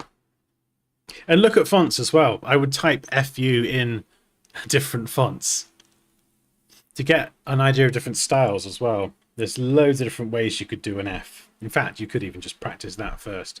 Just do F. You got F, like a sort of double-ended F. Very overly ornate F. Just draw loads of Fs. This is all just lowercase. We could do a square F. Yeah, I think we'll stay away from that one there because I'm like literally a few lines away from a swastika. So we're gonna try and avoid that. F. We could do something like that.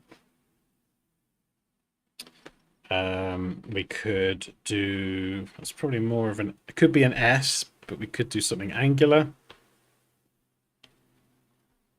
You see, there's so many different ways to, and maybe this is a good exercise. So many interesting ways to do an F.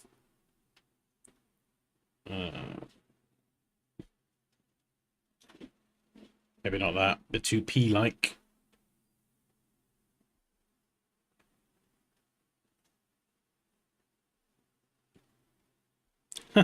That's very, ta-da!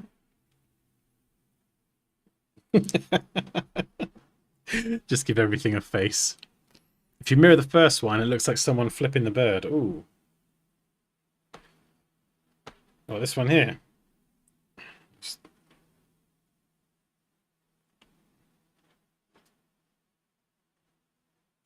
Oh, what? Put them together and mirror them.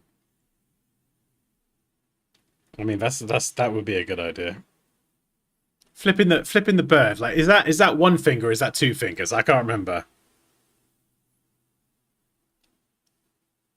Because I mean, if we're gonna go with that, we could try and design around that.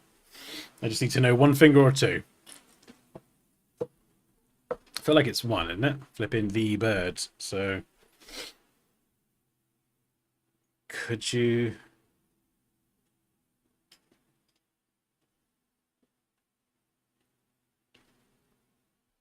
could do that. I mean, and then could that be like a ring? A ring on the finger?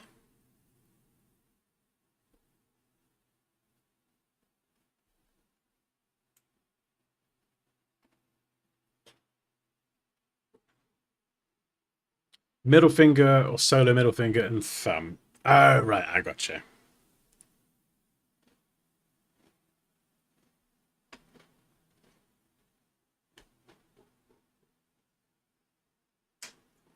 So this is what I would try and do, is I would try to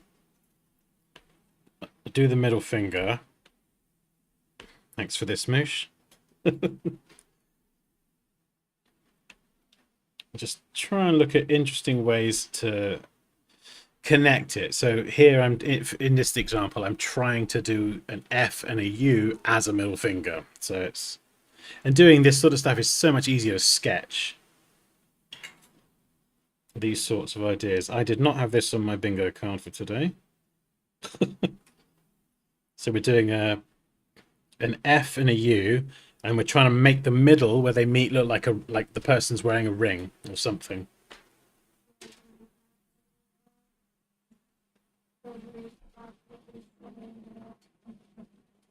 I mean, it could work.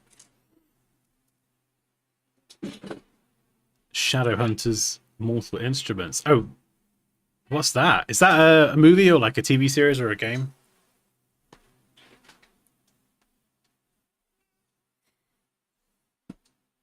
Right, what other letters do we have?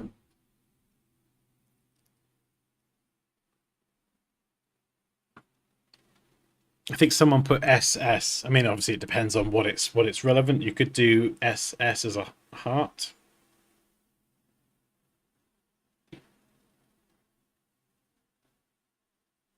So a double S, kind of back to back.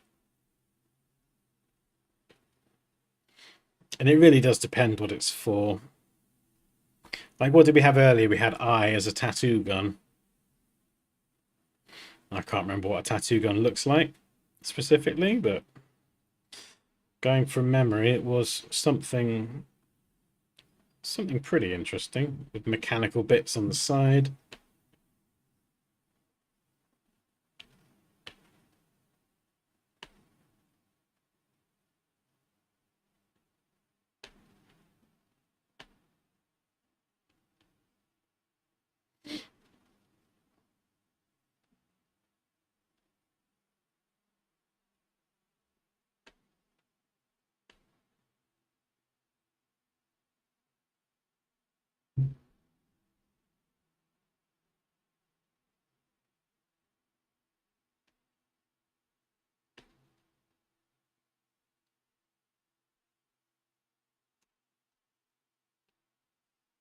Or you could angle it like this. Angles can be quite interesting.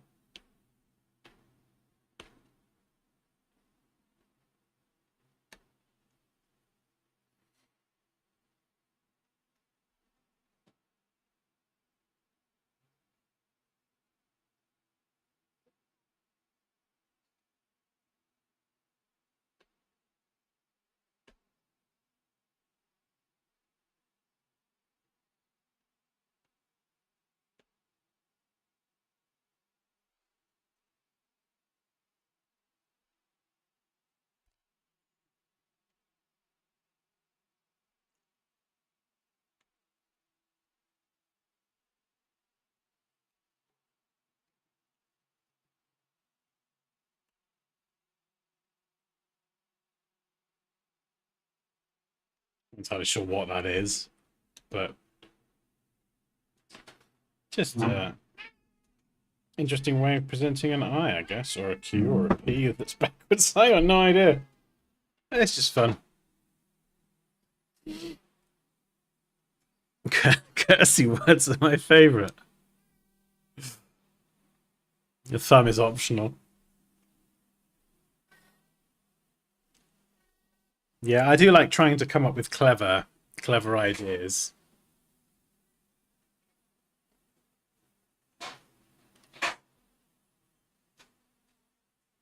What other letters?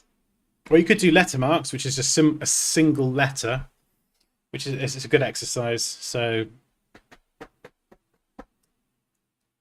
Q. Q's always a fun one.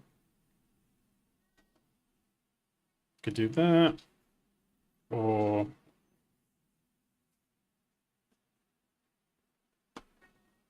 we could do with a gap. It's kind of like a power symbol. If you've got a tech company or a computer hardware store that's called a Q store or whatever, that would be quite good. Power symbol Q. Or you could connect one side. Whoop.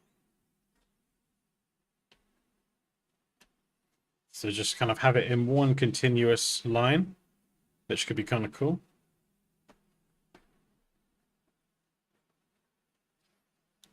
And as well, I think, you don't have to double line it. Just sketch it really low fidelity. Not that was a mess. Just really single line. Just try putting the Q in certain places. The line, sorry.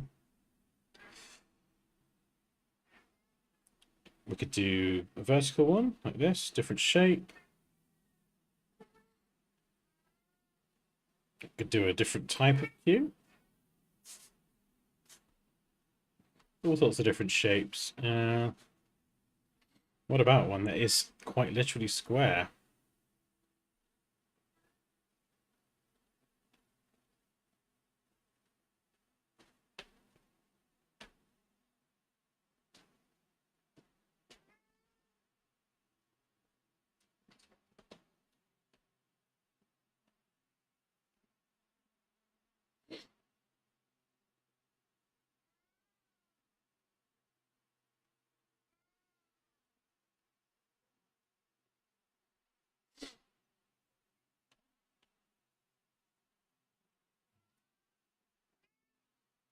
That's kind of cool. Or it could be a lowercase q.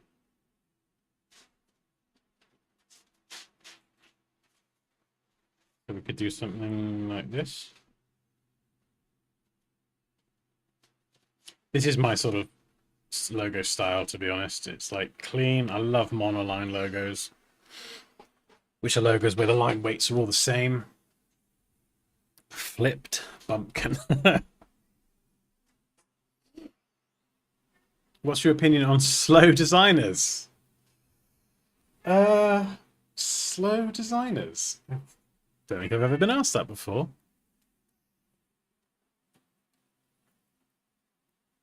I love the creative exploration. Awesome. The loud cat is Crumble. Come on then. Come on then. Is it cuddle time? Oh.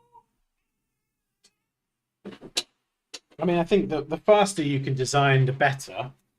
Generally, there's no downside to designing faster, as long as the quality. Yeah, man, goose. I mean, if you're in like a high pressure job and you've got to turn around design work quickly, it can be somewhat difficult. But you go. You go.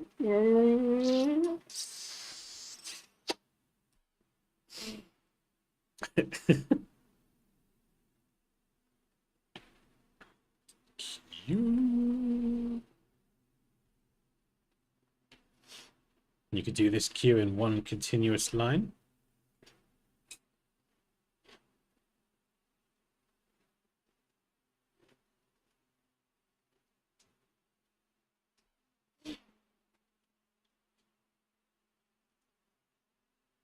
You could embellish the queue a little bit and make it go super swirly. I mean, there's loads of things you could do.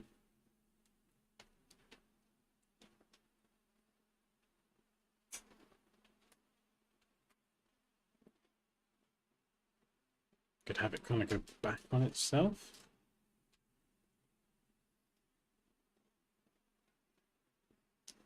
Like if you had a book company or something that you wanted a queue. We're almost kind of a book symbol there. So you could have some words. You baby, aren't you? Put you on your head. Give it a little head massage with the stylus. A little stylus. There you go. Are you going to eat it? Don't try and eat the stylus.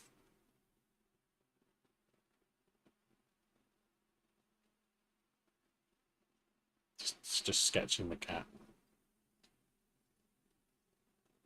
He's gonna eat the stylus. Are you gonna eat the stylus? Oh.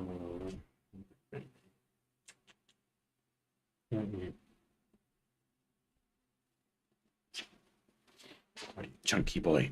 Chunky boy. Crumble. Big baby. We'll do a C for crumble. That was a terrible C. Whoops. I'm gonna give it some whiskers. There you go. Could we make a C look like a cat?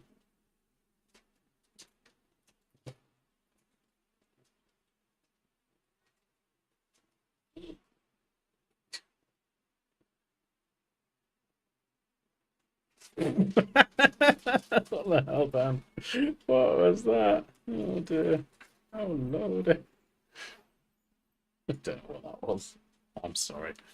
You don't like that. Do you not like it, Crumble? He doesn't like it. It depends on the logo. And it depends on your style. For me personally, my logo design style is very much, I like to come up with clever logos. I like them to have like multiple meanings or thing, like, you know, like the KDX one I showed you a minute ago, the K, the D, and sorry, not KDX, KDH. I like them to be clever and interlinked. So for me, I've found that sketching, whether it's a pen display or on the iPad, helps me quickly iterate ideas.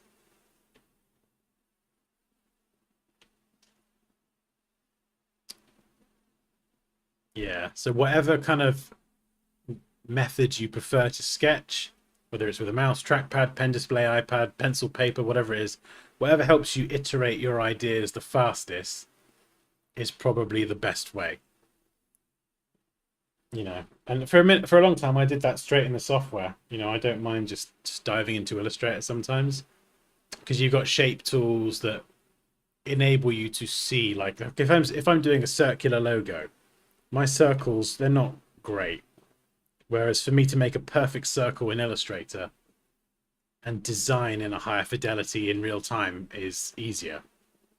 Especially, you know, as I'm able to use it quickly. But if I have no idea what I'm really doing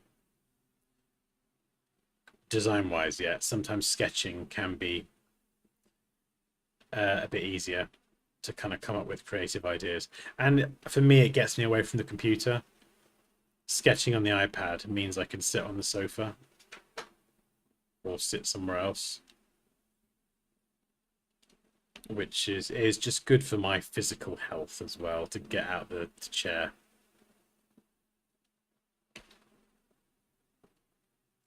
Oh, big stretch, big stretch. Yeah, it's very easy to spend too long sat down at a desk.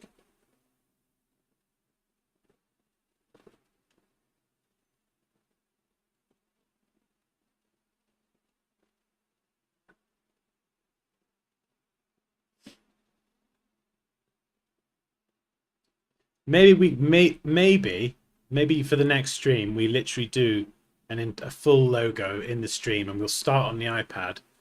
We'll sketch for probably, like, I don't know, 2/3 of the stream, and then the last third we'll jump into Illustrator, take the best sketch, and then I'll show you how I would digitally create that, so you kind of get that full process.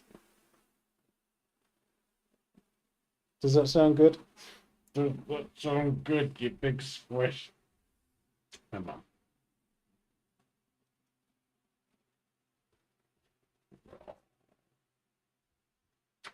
Big ginger blob, aren't you? You're just like me. Hmm?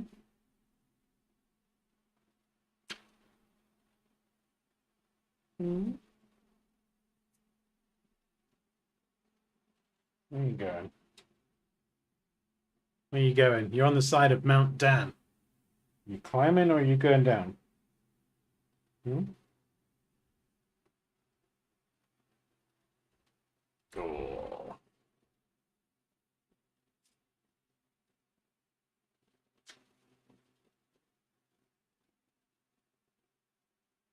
Oh, the cat is like a ragdoll teddy. He's a. I think it's because I babied him for so long. Like the cat just is like a ragdoll. Like he can just go upside down. He just honestly he doesn't care about anything. He just as long as he's being given cuddles.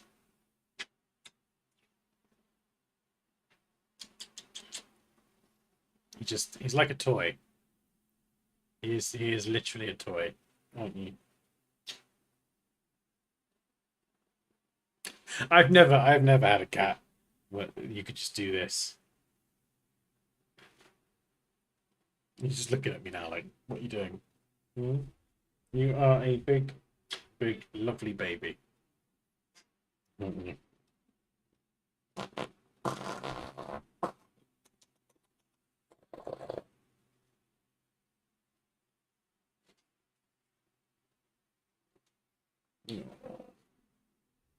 To be honest, as long as he's getting cuddles, he really doesn't mind.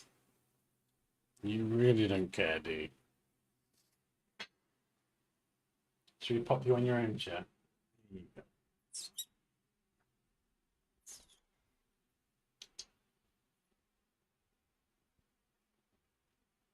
Hmm? Head back. Oh, big yawn. He likes chairs because it gets him up to human height, so he can then meow for attention at a higher level.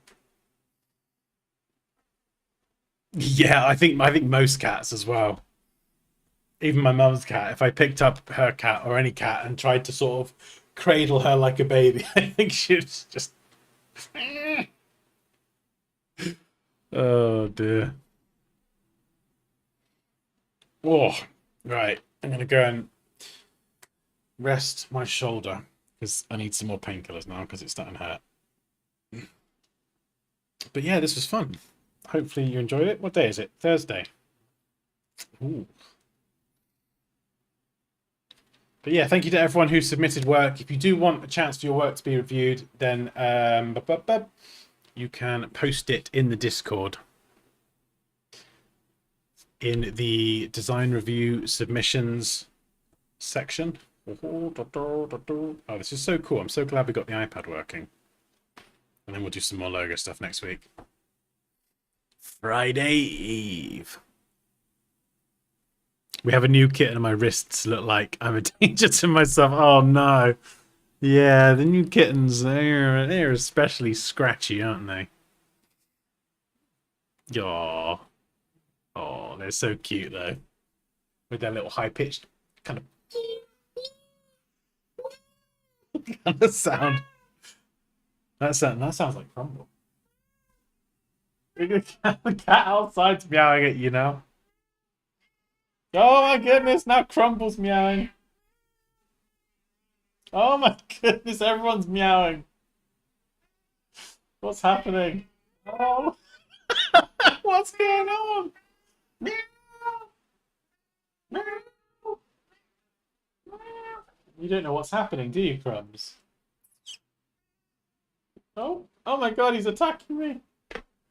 He's attacking the beard. We've just confused the cats. Let's all meow. Yeah. Meow.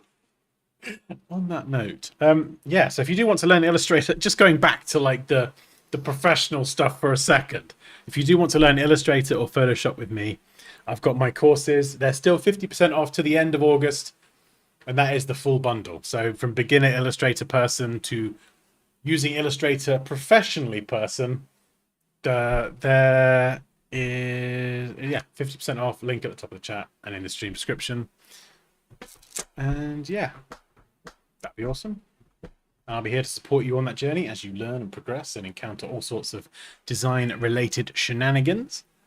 But otherwise, have an amazing weekend, and I'll see you next week. Bye! Where's the end stream? Oh, we got the... Oh, we'll run the trailer. We'll run the trailer for it all. So, yeah. See you later. Meow.